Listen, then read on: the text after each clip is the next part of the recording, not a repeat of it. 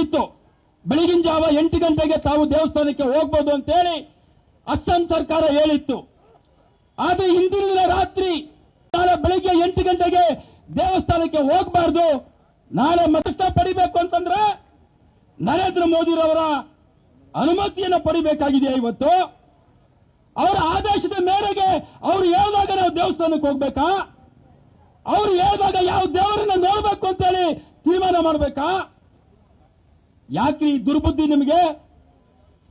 ನಮ್ಮ ನಾಯಕರು ರಾಹುಲ್ ಗಾಂಧಿರವರು ಅದರ ಹಿಂದಿನ ದಿನ ಬಸ್ ನಲ್ಲಿ ಬರ್ತಾ ಇದ್ರೆ ಬಿಜೆಪಿಯ ಕಿಡಿಗೇಡಿಗಳು ಬಿಜೆಪಿಯ ಬಾವುಟವನ್ನು ಎತ್ಕೊಂಡು ಅವರ ಬಸ್ ಅನ್ನು ಅಡ್ಡ ಹಾಕಿದ್ರು. ಜೈ ಶ್ರೀರಾಮ್ ಜೈ ಶ್ರೀರಾಮ್ ಅಂತ ಹೇಳಿ ಕಾಂಗ್ರೆಸ್ ರಥಯಾತ್ರೆಯನ್ನು ಅಡ್ಡ ಹಾಕಿದ್ರು. ಎಷ್ಟು ಹೇಳಿದ್ರು ಕೂಡ ಮುಂದೆ ಹೋಗ್ತಾ ಇರಲಿಲ್ಲ, ಯಾತ್ರೆ ಮುಂದಕ್ಕೆ ಹೋಗಕ್ಕೆ ಬಿಡ್ತಾ ಇರಲಿಲ್ಲ. ಸ್ವತಃ ನಮ್ಮ ನಾಯಕ ರಾಹುಲ್ ಗಾಂಧಿರವರು ಬಸ್ ಡೋರನ್ನು ತಳ್ಳಿ ಕೆಳಗಡೆ ಇಳಿದ ತಕ್ಷಣ ಈ ಬಿಜೆಪಿಯ ನಾಯಿಗಳು ಓಡಿ ಹೋದ್ರು. ಅಂದ್ರೆ ರಾಹುಲ್ ಗಾಂಧಿ ಅವರ ಶಕ್ತಿ ಏನು ಅಂತೇಳಿ ಇವತ್ತು ಅರ್ಥ ಮಾಡ್ಕೊಳ್ಬೇಕಾಗಿದೆ. ಒಂದು ವೇಳೆ ಕಾಂಗ್ರೆಸ್ ಅಧ್ಯಕ್ಷ ಆಗಿರ್ತಕ್ಕಂಥ ಮಲ್ಲಿಕಾರ್ಜುನ್ ಖರ್ಗೆ ಅವರು ಕಾಂಗ್ರೆಸ್ನ ಕಾರ್ಯಕರ್ತರಿಗೆ ಒಂದು ಮನವಿ ಮಾಡಿ ಆದೇಶವನ್ನು ಕೊಟ್ಟರೆ ಕಾಂಗ್ರೆಸ್ನ ಕಾರ್ಯಕರ್ತರು ಯಾರು ಕೈಗೆ ಬಲ ತೊಟ್ಕೊಂಡಿಲ್ಲ. ನಾವು ಬೀದಿಗೆ ಇದ್ರೆ ಬಿಜೆಪಿಯವರ ಗತಿ ಏನಾಗುತ್ತೆ ಅಂತೇಳಿ ಒಮ್ಮೆ ಯೋಚನೆ ಮಾಡಿ ನೋಡಿ ನೀವುಗಳು. ಆ ಕೆಲಸ ಕಾಂಗ್ರೆಸ್ನವರು ಮಾಡೋದಿಲ್ಲ. ಇವತ್ತು ಈ ದೇಶಕ್ಕೆ ನ್ಯಾಯವನ್ನು ತರಬೇಕು, ಈ ದೇಶದಲ್ಲಿ ಪ್ರಜಾಪ್ರಭುತ್ವವನ್ನು ಉಳಿಸಬೇಕು ಅಂತೇಳಿ ನಮ್ಮ ನಾಯಕರು ರಾಹುಲ್ ಗಾಂಧಿರವರು ಯಾತ್ರೆಯನ್ನು ಮಾಡ್ತಾ ಇದ್ದಾರೆ. ಈ ಯಾತ್ರೆ ಸಕ್ಸಸ್ ಆಗಬೇಕಾಗಿದೆ. ಅದಕ್ಕೋಸ್ಕರವಾಗಿ ಯಾರು ಏನೇ ತಡೆ ಮಾಡಿದ್ರು ಕೂಡ ತಾವೆಲ್ಲರೂ ಮಾಧ್ಯಮದಲ್ಲಿ ನೋಡಿದ್ದೀರಾ, ಲಕ್ಷೋಪಲಕ್ಷ ಜನಸಂಖ್ಯೆಯಲ್ಲಿ ಇವತ್ತು ರಾಹುಲ್ ಗಾಂಧಿರವರನ್ನು ಬರಮಾಡಿಕೊಳ್ತಾ ಇದ್ದಾರೆ. ಇವತ್ತೊಂದು ದಿವಸ ಅದನ್ನು ನೋಡಿ ಸಹಿಸೋದಕ್ಕೆ ಆಗ್ತಾ ಇಲ್ಲ.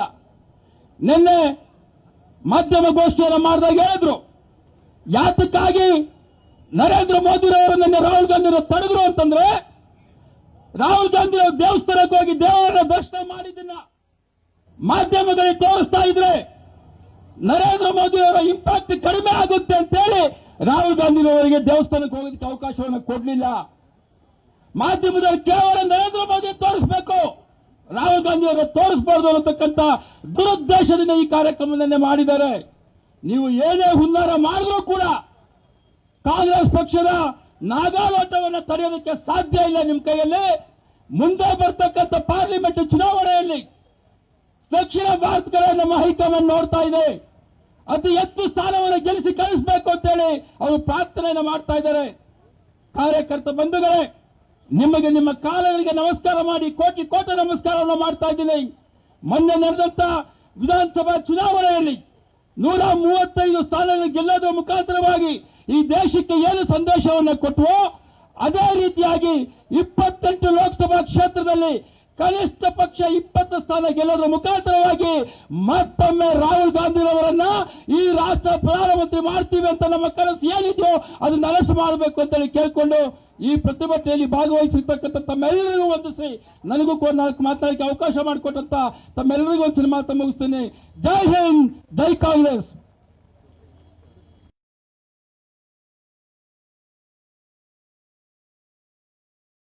ಒಂದು ಕಡೆ ಸಂವಿಧಾನ ವಿರೋಧಿ ರಾಮನ ಹೆಸರಿನಲ್ಲಿ ರಾಜಕಾರಣ ಮಾಡಿಕೊಂಡು ಪ್ರಜಾಪ್ರಭುತ್ವದ ಹಕ್ಕುಗಳನ್ನ ಕಿತ್ಕೊಳ್ತಾ ಇರ್ತಕ್ಕಂತಹ ಬಿಜೆಪಿ ಸರ್ಕಾರದ ಇನ್ನೊಂದು ಮುಖವನ್ನ ನಿನ್ನೆ ನಡೆದಿರ್ತಕ್ಕಂಥ ಒಂದು ಘಟನೆ ಅನಾವರಣ ಮಾಡಿದೆ ಅನ್ನೋದ್ರಲ್ಲಿ ತಪ್ಪಿಲ್ಲ.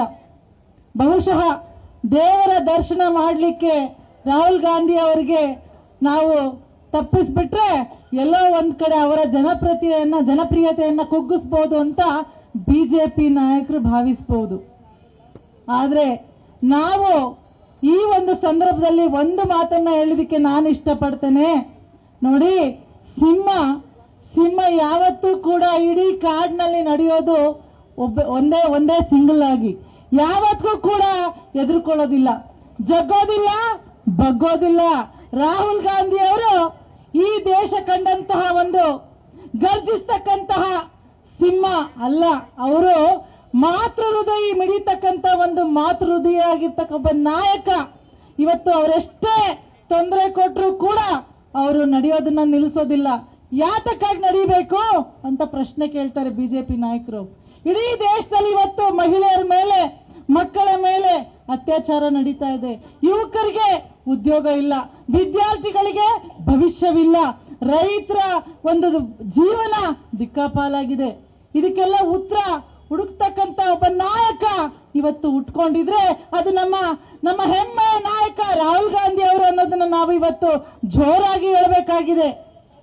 ನ್ಯಾಯಕ್ಕಾಗಿ ನಡಿಗೆ ಭಾರತ್ ಜೋಡೋ ನ್ಯಾಯ ಯಾತ್ರೆ ಇದು ಅವ್ರಿಗೋಸ್ಕರ ಅಲ್ಲ, ಅವರ ಜನಪ್ರಿಯತೆಗೋಸ್ಕರ ಅಲ್ಲ, ಇದು ದೇಶದ ಜನರಿಗಾಗಿ, ದೇಶಕ್ಕೋಸ್ಕರ, ದೇಶದ ಭವಿಷ್ಯಕ್ಕಾಗಿ ಅವರು ನಡೀತಾ ಇದ್ದಾರೆ.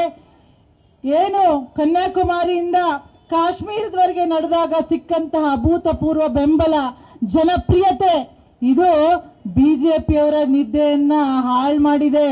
ನಿದ್ದೆ ಮಾಡ್ತಿಲ್ಲ ಬಿಜೆಪಿ ನಾಯಕರು. ಅಕ್ಷರಶಃ ಮೋದಿ ಅವರು ಕೂಡ ತಲೆ ಕೆಡಿಸ್ಕೊಂಡಿದ್ದಾರೆ.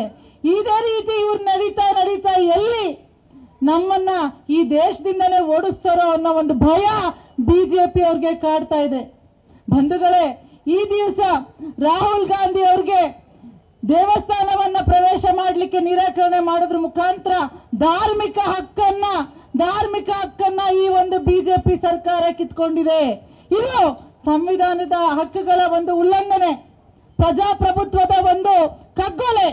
ಈ ದಿವಸ ನಾವೆಲ್ಲರೂ ಕೂಡ ರಾಹುಲ್ ಗಾಂಧಿ ಅವ್ರಿಗೆ ಆದಂತ ಅನ್ಯಾಯವನ್ನ ಧ್ವನಿ ಎತ್ತೋದ್ರ ಮುಖಾಂತರ ಒಂದೇ ಒಂದು ಹೇಳಿಕೆ ಕೊಟ್ಟರೆ ಸಾಕು, ನಾವೆಲ್ಲರೂ ಕೂಡ ನಮ್ಮ ಒಂದು ಜೀವವನ್ನ ಕೊಡ್ಲಿಕ್ಕೆ ರೆಡಿ ಆಗ್ತೇವೆ. ಈ ಒಂದು ಸಂದರ್ಭದಲ್ಲಿ ನಾವೆಲ್ಲರೂ ಕೂಡ ಈ ಒಂದು ಫ್ರೀಡಂ ಪಾರ್ಕ್ ಹತ್ರ ಸೇರ್ಕೊಂಡು ನಮ್ಮ ಒಂದು ನಾಯಕರಿಗಾದಂತ ಅನ್ಯಾಯವನ್ನ ಕಲಿಯವರೆಗೆ ಹೋರಾಟ, ನ್ಯಾಯ ಸಿಕ್ಕೋವರೆಗೂ ಹೋರಾಟ, ಗೆಲ್ಲೋವರೆಗೂ ಹೋರಾಟ.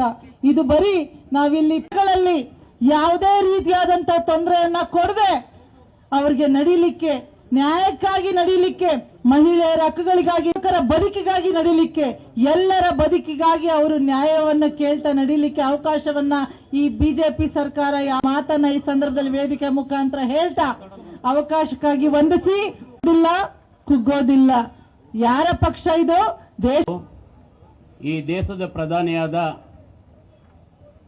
ನರೇಂದ್ರ ಮೋದಿಯವರು ಶ್ರೀರಾಮನಿಗಿನ್ನ ಬಲ ಮೆಚ್ಚಿರೋದು ದೇಶದಲ್ಲಿ. ಶ್ರೀರಾಮನ್ನ ನಾವು ನೀವೆಲ್ಲ ನಮಗೂ ದೇವರು, ಎಲ್ಲರಿಗೂ ದೇವರು. ಆದರೆ ನೆನ್ನೆ ಮೆಚ್ಚಿದ್ದು ಹಕ್ಕುದಾರಿಲ್ಲ ಅಂತ ಒಂದು ಕಡೆ ವಾದ ಮಾಡ್ತಾರೆ ಬಲವಂತವಾಗಿ ಅವರಾಗವರೇನೆ ಅವರ ವಾರಸುದಾರರಾಗಿ ಆಗಲಿಕ್ಕೆ ಪ್ರಯತ್ನ ಬೀಳ್ತಾರೆ. ಸತ್ಯ ಅದಲ್ಲ. ಇವತ್ತು ದೇಶದಲ್ಲಿ ಅದರ ವಿರೋಧಿ ಪಕ್ಷಗಳು, ಇವತ್ತು ಬಿಜೆಪಿಯವರು ತೆಲಂಗಾಣದಲ್ಲಿಲ್ಲ, ಒರಿಸ್ಸಾನಲ್ಲಿಲ್ಲ, ಪಾಂಡಿಚೇರಿಯಲ್ಲಿಲ್ಲ, ಕರ್ನಾಟಕದಲ್ಲೂ 2 ಸಲನೂ ಬಂದರೂ ಅವ್ರ ಬಹುಮತ ಬಂದಿಲ್ಲ. ಮಹಾರಾಷ್ಟ್ರದಲ್ಲಿಲ್ಲ, ಒರಿಸ್ಸಾದಲ್ಲಿಲ್ಲ, ಪಶ್ಚಿಮ ಬಂಗಾಳದಲ್ಲಿಲ್ಲ, ಬಿಹಾರದಲ್ಲಿಲ್ಲ, ಪಂಜಾಬಲ್ಲಿಲ್ಲ. ಇದಕ್ಕೆ ಕಾರಣ? ಉತ್ತರ ಭಾರತದಲ್ಲಿ ಏನು ಒಂದು ಬೆಲ್ಟಲ್ಲಿ ಮಾತ್ರ ಇದ್ದಾರೆ. ಯಾಕೆ? ಇದು ನಾವು ವಿಮರ್ಶೆ ಮಾಡಬೇಕು. ನೋಡಿ, ಇವತ್ತು ಕೇರಳ ಮತ್ತು ತಮಿಳುನಾಡಲ್ಲಿ, ಆಂಧ್ರದಲ್ಲಿ ದೊಡ್ಡ ದೇವಸ್ಥಾನಗಳು, ಪ್ರಪಂಚದಲ್ಲೇ ದೊಡ್ಡ ದೇವಸ್ಥಾನಗಳು. ಇವತ್ತು ರಾಮಾಯಣ ಹೇಳ್ತಾರೆ, ಅವ್ರಿಗಿನ್ನ ದೊಡ್ಡ ದೇವಸ್ಥಾನಗಳೆಲ್ಲ ಇಲ್ಲಿ ಇದ್ದಾವೆ. ಆದರೂ ಬಿಜೆಪಿಯಲ್ಲೆಲ್ಲ ಹೋಗ್ಲಿಕ್ಕಾಗಲಿಲ್ಲ. ಕಾರಣ ಏನು? ಇದನ್ನು ನಾವು ಹುಡುಕ್ಬೇಕಾಗುತ್ತೆ. ಯಾಕೆ ಬಿಜೆಪಿಯವರಿಗೆ ಅವ್ರಿಗೆಲ್ಲ ಸಹಾಯ ಮಾಡಿಲ್ಲ ಅಂತ. ಒಂದು ಕಡೆ ಇದು ನಾವು ನಾರಾಯಣಗುರು ಎಲ್ಲಿ ಹುಟ್ಟಿದ್ದು, ಪೆರಿಯಾರು ಎಲ್ಲಿ ಹುಟ್ಟಿದ್ದು, ನಾನಯ್ಯ ಎಲ್ಲಿ ಹುಟ್ಟಿದ್ದು, ರಾಜಾರಾಮ್ ಮೋಹನ್ ರಾವ್ ಎಲ್ಲಿ ಹುಟ್ಟಿದ್ದು, ಬುದ್ಧ ಎಲ್ಲಿ ಹುಟ್ಟಿದ್ದು, ಗುರುನಾನಕ್ ಎಲ್ಲಿ ಹುಟ್ಟಿದ್ದು, ಅಂಬೇಡ್ಕರ್ ಎಲ್ಲಿ ಹುಟ್ಟಿದ್ದು, ಪೂಲೆ ಎಲ್ಲಿ ಹುಟ್ಟಿದ್ದು, ಅವರೆಲ್ಲ ಇಲ್ಲಿನೂ ಬಸವಣ್ಣ ಹುಟ್ಟಿ ನಮಗೆಲ್ಲ ಈ ಮನುವಾದಿಗಳ ಮೇಲೆ ಏನು ಅವತ್ತೇ ಹೋರಾಟ ಮಾಡಿ ಜನಗಳ ರಕ್ತದಲ್ಲಿ ಈ ಮನುವಾದದ ವಿರೋಧಿಗಳು ಮನೋಭಾವ ತುಂಬಿದ್ದಾರೆ. ಇದಕ್ಕೆ ನಾವು ನಾಯಕತ್ವ ಕೊಡಬೇಕು. ಒಂದು, ದೇವರುಗಳು ಇವತ್ತು ಅಯ್ಯಪ್ಪ ಇದ್ದಾರೆ, ಮುರುಘಾ ಇದ್ದಾರೆ, ಪ್ರಪಂಚದಲ್ಲೇ ದೊಡ್ಡ ದೇವರು ವೆಂಕಟೇಶ್ವರ ಇದ್ದಾರೆ, ಮಂಜುನಾಥ ಸ್ವಾಮಿ ಇದ್ದಾರೆ, ಪಾಂಡುರಂಗ ಇದ್ದಾರೆ, ಪೂರಿ ಜಗನ್ನಾಥ್ ಇದ್ದಾರೆ, ಕಾಳಿಕಾದೇವಿ ಇದ್ದಾರೆ. ಇಲ್ಲಿ ಎಲ್ಲ ದೇವರು ಅವ್ರಿಗೆ ಯಾಕೆ ಸಹಾಯ ಮಾಡಿಲ್ಲ? ಅವರು ಕಳ್ಳರು, ಈ ದೇವರುಗಳಿಗೆ ಯಾಮಾರಿಸೋ ಕಳ್ಳರವರು.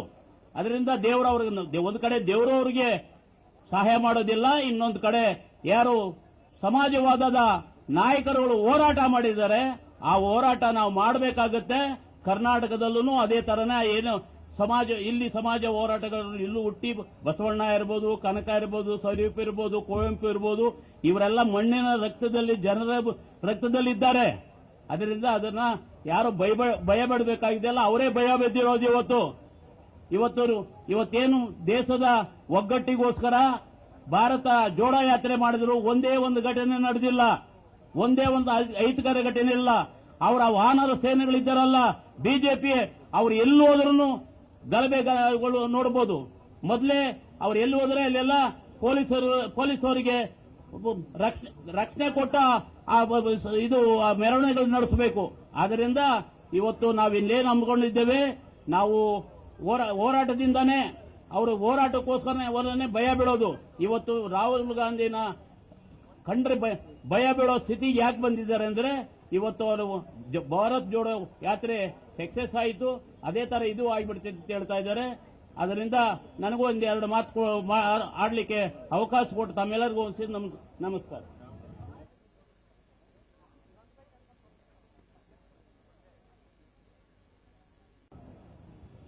ಮಂತ್ರಿಗಳಾದ ಸನ್ಮಾನ್ಯ ಕೃಷ್ಣ ಬೈರೇಗೌಡರೇ, ಶಾಸಕರಾದ ಯು ಬಿ ವೆಂಕಟೇಶ್ ಅವರೇ, ಮುಖಂಡ ನಾರಾಯಣಸ್ವಾಮಿ ಅವರೇ, ಮಾಜಿ ಮಂತ್ರಿಗಳು ನಾಗೇಶ್ ಅವರೇ, ಶ್ರೀಮತಿ ಜಲ್ಜಾ ನಾಯ್ಕರವರೇ, ಪುಷ್ಪಾ ಮಂಜುನಾಥ್ ಅವರೇ, ಮಾಜಿ ಮೇಯರ್ಗಳಾದ ಶ್ರೀಮತಿ ಪದ್ಮಾವತಿ ಅವರೇ, ಹುಚ್ಚಪ್ಪರವರೇ, ರಾಮಚಂದ್ರಪ್ಪರವರೇ, ಡಿಕೆ ಮೋಹನ್ ಬಾಬುರವರೇ, ಶೇಖರ್ ಅವರೇ, ಕೃಷ್ಣಪ್ಪರವರೇ, ಕೇಶವಮೂರ್ತಿ ಅವರೇ, ಸತ್ಯನಾರಾಯಣರವರೇ, ರಾಜಣ್ಣರವರೇ, ಧರ್ಮಸೇನರವರೇ, ಆಗ ಸುಲ್ತಾನ್, ಲಕ್ಷ್ಮೀ ವೆಂಕಟೇಶ್ ಅವರೇ, ಜಿಲ್ಲಾ ಕಾಂಗ್ರೆಸ್ಸಿನ ಅಧ್ಯಕ್ಷಗಳಾದ ಗೌತಮ್ ರವರೇ, ವಾಜೀದ್ ರವರೇ, ಹನುಮಂತರಾಯಪ್ಪನವರೇ, ಮಂಜೂರ್ ಅವರೇ, ನಂದಕುಮಾರ್ ಅವರೇ, ಕೆಂಚೇಗೌಡರೇ, ವೇದಿಕೆಯಲ್ಲಿ ಉಪಸ್ಥಿತ ಎಲ್ಲ ಪಕ್ಷದ ಹಿರಿಯ ಮುಖಂಡರೇ, ಇಲ್ಲಿ ಬಂತಹ ಮಹಿಳೆಯರ ಯುವಕ ಮಿತ್ರರೇ ಹಾಗೂ ಮಾಧ್ಯಮದ ಸ್ನೇಹಿತರೆ, ಈಗಾಗಲೇ ಹಲವಾರು ಮುಖಂಡರುಗಳು ವಿಚಾರಗಳನ್ನು ವ್ಯಕ್ತಪಡಿಸಿದ್ದಾರೆ.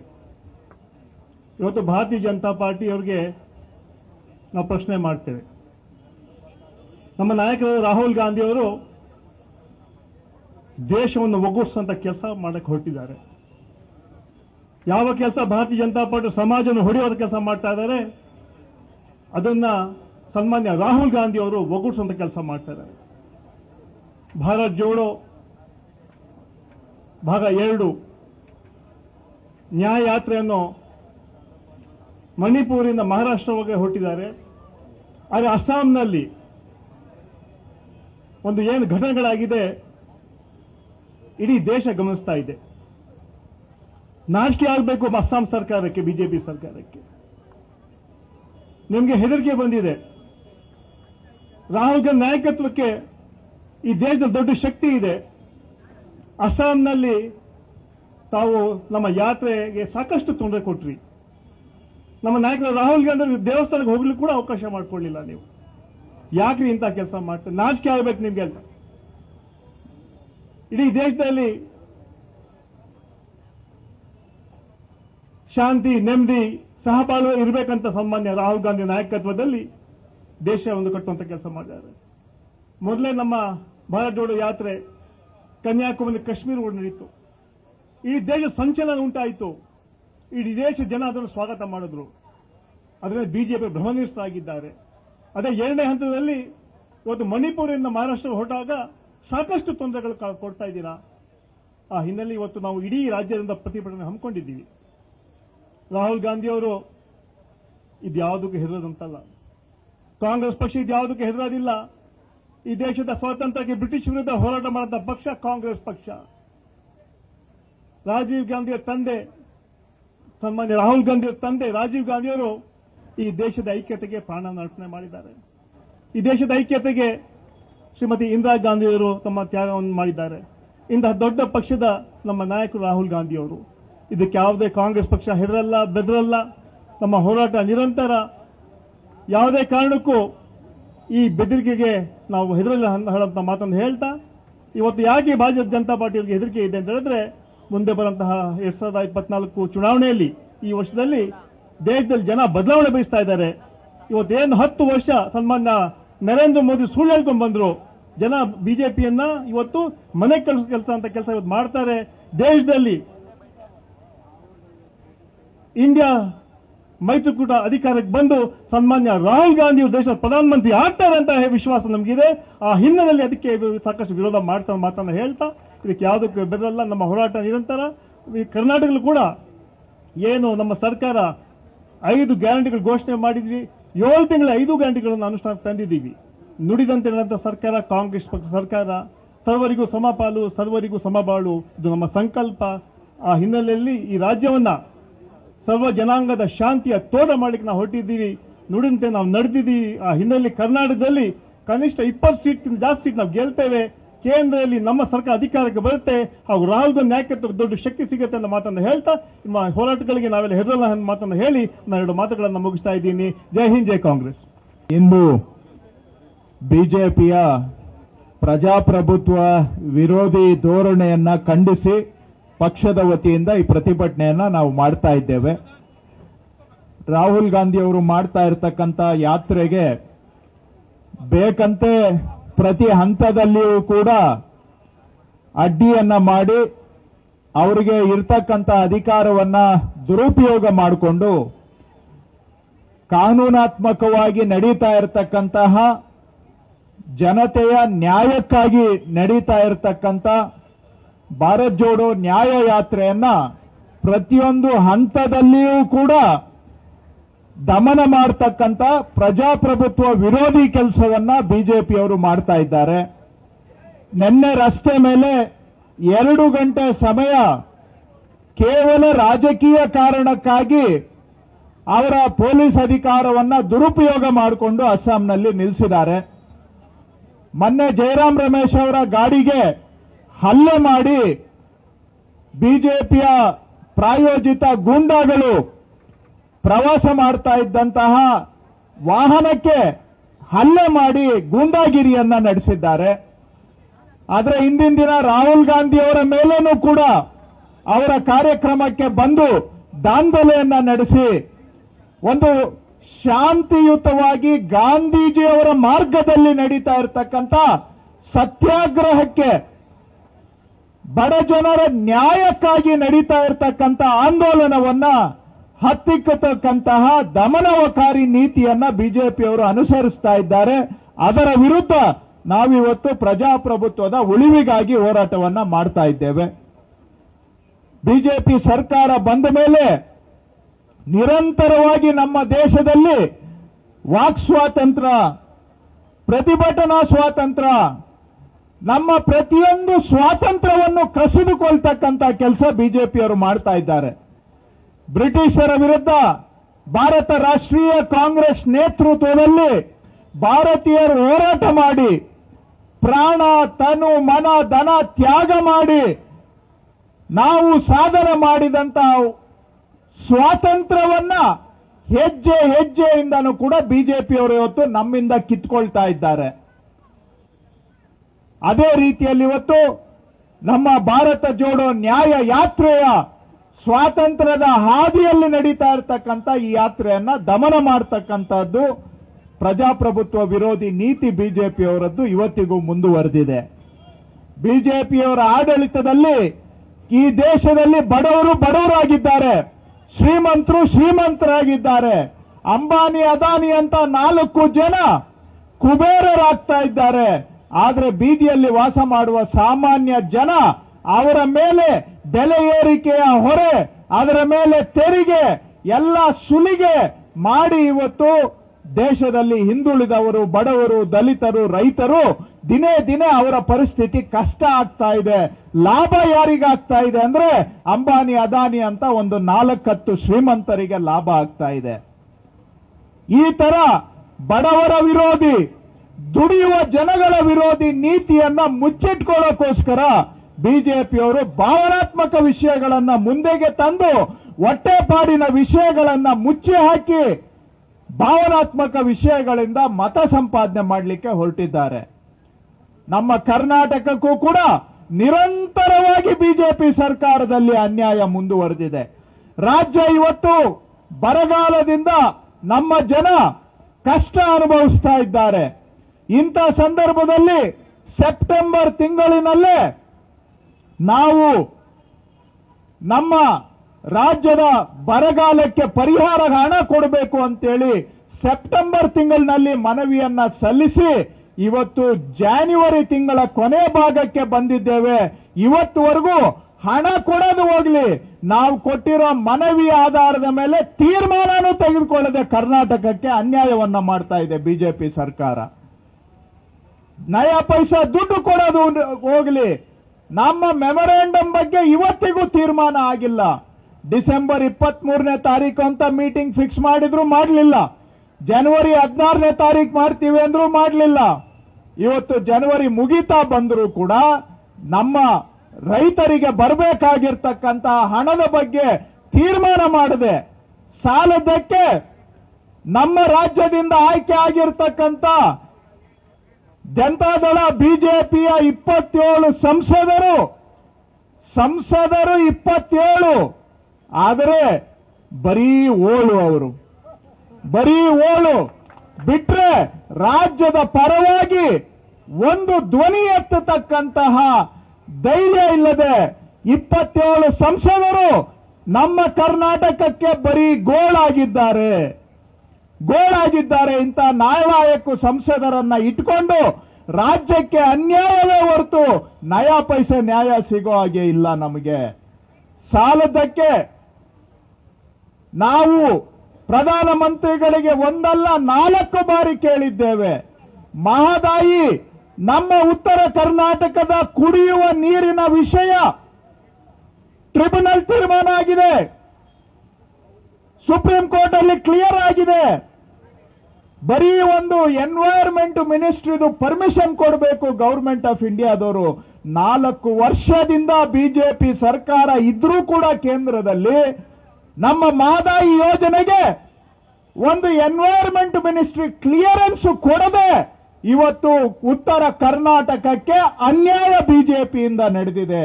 ಮತ್ತೊಮ್ಮೆ ನಮ್ಮ ಕರ್ನಾಟಕವನ್ನು ಹಾಕಿ ತುಳಿತಾ ಇದ್ದಾರೆ ಬಿಜೆಪಿಯವರು. ನಮ್ಮ ಮೇಕೆದಾಟು ಯೋಜನೆ ನಾವು ಪದೇ ಪದೇ ಮನವಿ ಮಾಡ್ತಾ ಇದ್ದೇವೆ. ಮೇಕೆದಾಟು ಮಾಡಿದ್ರೆ ತಮಿಳುನಾಡಿಗೂ ಅನುಕೂಲ ಆಗುತ್ತೆ, ಅವರಿಗೂ ಕಷ್ಟ ಕಾಲದಲ್ಲಿ ನಾವು ನೀರು ಬಿಡಬಹುದು, ನಮಗೂ ಅನುಕೂಲ ಆಗುತ್ತೆ. ಪುಗಸಟ್ಟೆಯಾಗಿ 400 ಯೂನಿಟ್ ಮೆಗಾ ವ್ಯಾಟ್ಸ್ ವಿದ್ಯುತ್ ಉತ್ಪಾದನೆ ಆಗ್ತದೆ ಪುಗಸಟ್ಟೆಯಾಗಿ. ಇಂಥ ಯೋಜನೆ ದೇಶಕ್ಕೆ ಒಳ್ಳೇದಿದೆ, ಕರ್ನಾಟಕಕ್ಕೆ ಒಳ್ಳೇದಿದೆ, ಪರ್ಮಿಷನ್ ಕೊಡಿ ಅಂತ ಹೇಳಿದ್ರೆ ಇವತ್ತಿಗೂ ನಮ್ಮ ಮೇಕೆದಾಟು ಯೋಜನೆಗೆ ಪರ್ಮಿಷನ್ ಕೊಡದೆ ಕರ್ನಾಟಕಕ್ಕೆ ಅನ್ಯಾಯ ಮಾಡ್ತಾ ಇದ್ದಾರೆ ಬಿಜೆಪಿಯವರು.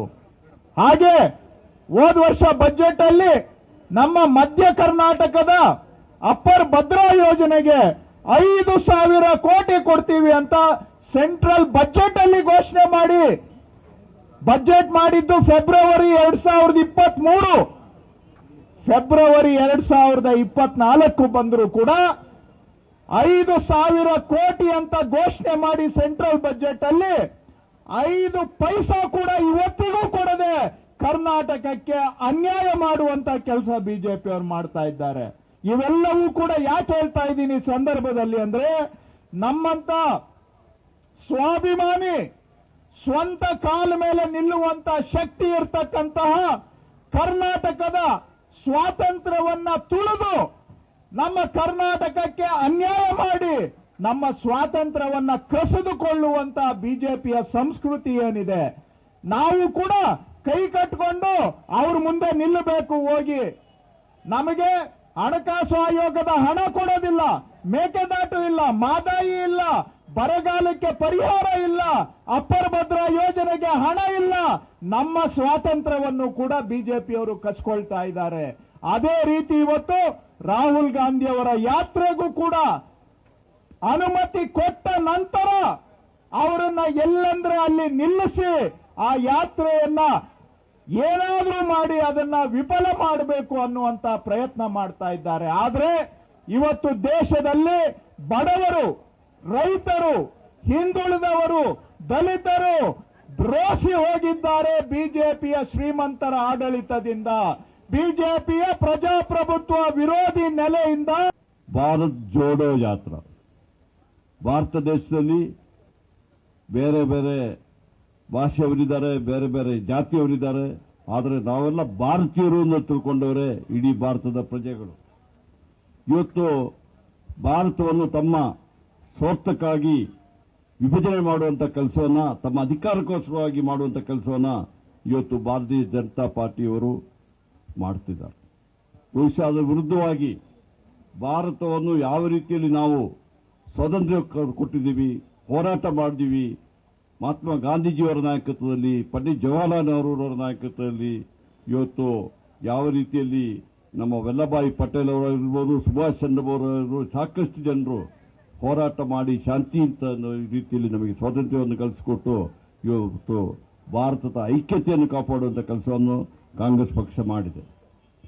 ಕಾಂಗ್ರೆಸ್ ಪಕ್ಷದ ಏನೆಂದು ಹೇಳ್ಬಿಟ್ರೆ, ನಮ್ಮ ಸಂವಿಧಾನದಲ್ಲಿ ಹೇಳಿದ್ದಾರೆ, ಯಾರೇ ವೀಕರ್ ಸೆಕ್ಷನ್ ಇರಲಿ, ಅಲ್ಪಸಂಖ್ಯಾತರಿರಲಿ, ಹಿಂದುಳಿದ ವರ್ಗದವರಲಿ, ಪರಿಶಿಷ್ಟ ಜಾತಿ ವರ್ಗದವರಲಿ, ಅವರನ್ನ ಸಮೇತ ಮುಂದೆ ತರಬೇಕು ಉದ್ದೇಶದಿಂದ ಇವತ್ತು ನಮಗೆ ಸಂವಿಧಾನವನ್ನ ಡಾಕ್ಟರ್ ಬಾಬಾ ಸಾಹೇಬ್ ಅಂಬೇಡ್ಕರ್ ಅವರ ನಾಯಕತ್ವದಲ್ಲಿ ಕೊಟ್ಟಿದ್ದಾರೆ. ಈ ಸಂವಿಧಾನವನ್ನು ಉಳಿಸಿಕೊಂಡು ಇಷ್ಟು ವರ್ಷ ಬಂದಿದ್ದೀವಿ. ನಮಗೆಲ್ಲ ಗೊತ್ತಿದೆ, ಇವತ್ತು ನಮ್ಮ ಅಂದಿನ ಪ್ರಧಾನಿ ಪಂಡಿತ್ ಜವಾಹರಲಾಲ್ ಅವರ ದೂರದೃಷ್ಟಿ, ಮತ್ತೆ ಇಂದಿರಾ ಗಾಂಧಿ ಅವರು ಇರ್ಬೋದು, ನರಸಿಂಹರಾಯರು ಇರ್ಬೋದು, ಲಾಲ್ ಬಹದ್ದೂರ್ ಶಾಸ್ತ್ರಿ ಅವರು ಇರ್ಬೋದು, ಈವನ್ ವಾಜಪೇಯಿ ಅವರು ಸಮೇತ ನನಗೆ ಗೊತ್ತಿರುವಂಗೆ ಬೇರೆ ಬಿಜೆಪಿ ಪಕ್ಷದವರು ಆದರೂ ಸಮೇತ ಅವರು ಭಾರತದ ದೃಷ್ಟಿಯಲ್ಲಿ ಆಡಳಿತವನ್ನು ಕೊಟ್ಟಿದ್ದರು. ಆದರೆ ಇವತ್ತು ಯಾವುದೇ ದೂರದೃಷ್ಟಿ ಇಲ್ಲ, ರಾಷ್ಟ್ರದ ಅಭಿವೃದ್ಧಿ ಆಗಬೇಕಾಗಿಲ್ಲ, ಯಾರು ರಾಷ್ಟ್ರದಲ್ಲಿ ಜನ ಇವತ್ತು ತೊಂದರೆಗಳಾಗಬೇಕಾದ್ರೆ ಅದರ ನೋಡದಂತೆ ಅವರಿಗೆ ಕಣ್ಣಿದ್ದರೂ ಕೂಡಲೇ ಇವತ್ತು ನಮ್ಮ ಕೇಂದ್ರ ಸರ್ಕಾರದವರು ನಡೀತಾ ಇದ್ದಾರೆ. ನಮ್ಗೆ ಗೊತ್ತಿದೆ, ಕಳೆದ ಏನು ಡಿಮಾನಿಟೈಸೇಷನ್ ಎಂದು ಹೇಳ್ಬಿಟ್ಟು ಇಡೀ ಭಾರತ ರಾಷ್ಟ್ರದ ಒಂದು ಆರ್ಥಿಕ ಪರಿಸ್ಥಿತಿಯನ್ನು ಇವತ್ತು ಕೆಳಹಂತಕ್ಕೆ ತಗೊಂಡ್ಬರ್ಬೇಕಾಗಿದೆ. ಡಿಮಾನಿಟೈಸೇಷನ್ ಇಂದ ಆಗಿದೆ. ಅವತ್ತು ಪ್ರಧಾನಿಯವರು ಭಾಷಣ ಮಾಡುತ್ತಾ ನಾವು ನೋಡಬೇಕು, ಈಗಲೂ ಇದೆ, ರೆಕಾರ್ಡಲ್ಲಿ ಇದೆ, 15 ದಿವಸದಲ್ಲಿ ಎಲ್ಲಾ ಸರಿ ಮಾಡ್ತೀನಿ ಎಂಬುದಾಗಿ ಒಬ್ಬ ರಾಷ್ಟ್ರದ ಪ್ರಧಾನಿ ರಾಷ್ಟ್ರವನ್ನು ಉದ್ದೇಶಿಸಿ ಮಾತಾಡಿದರು. ನಂತರ ಕೋವಿಡ್ ಬಂದಾಗ, ಕೋವಿಡ್ ಏನು 1 ದಿವಸ 2 ದಿವಸಕ್ಕೆ ಬರಲಿಲ್ಲ. ಕೋವಿಡ್ ಬಂದಾಗ ನಮಗೆ ಸಾಕಷ್ಟು ಸಮಯ ಇತ್ತು. ಆವತ್ತು ಪ್ರಧಾನಿಯವರು ಮತ್ತೆ ಅವ್ರ ಪಕ್ಷ ಏನು ಮಾಡಿದ್ರು ಅಂತ ಹೇಳಿದ್ರೆ, ಗುಜರಾತ್ನಲ್ಲಿ ಅವರೇ ಬಾರ್ ಟ್ರಂಪ್ ಅಂತ ಇಟ್ಟುಬಿಟ್ಟು ಅವ್ರನ್ನ ಹೊತ್ಕೊಂಡು ಓಡಾಡ್ತಾ ಇದ್ರು.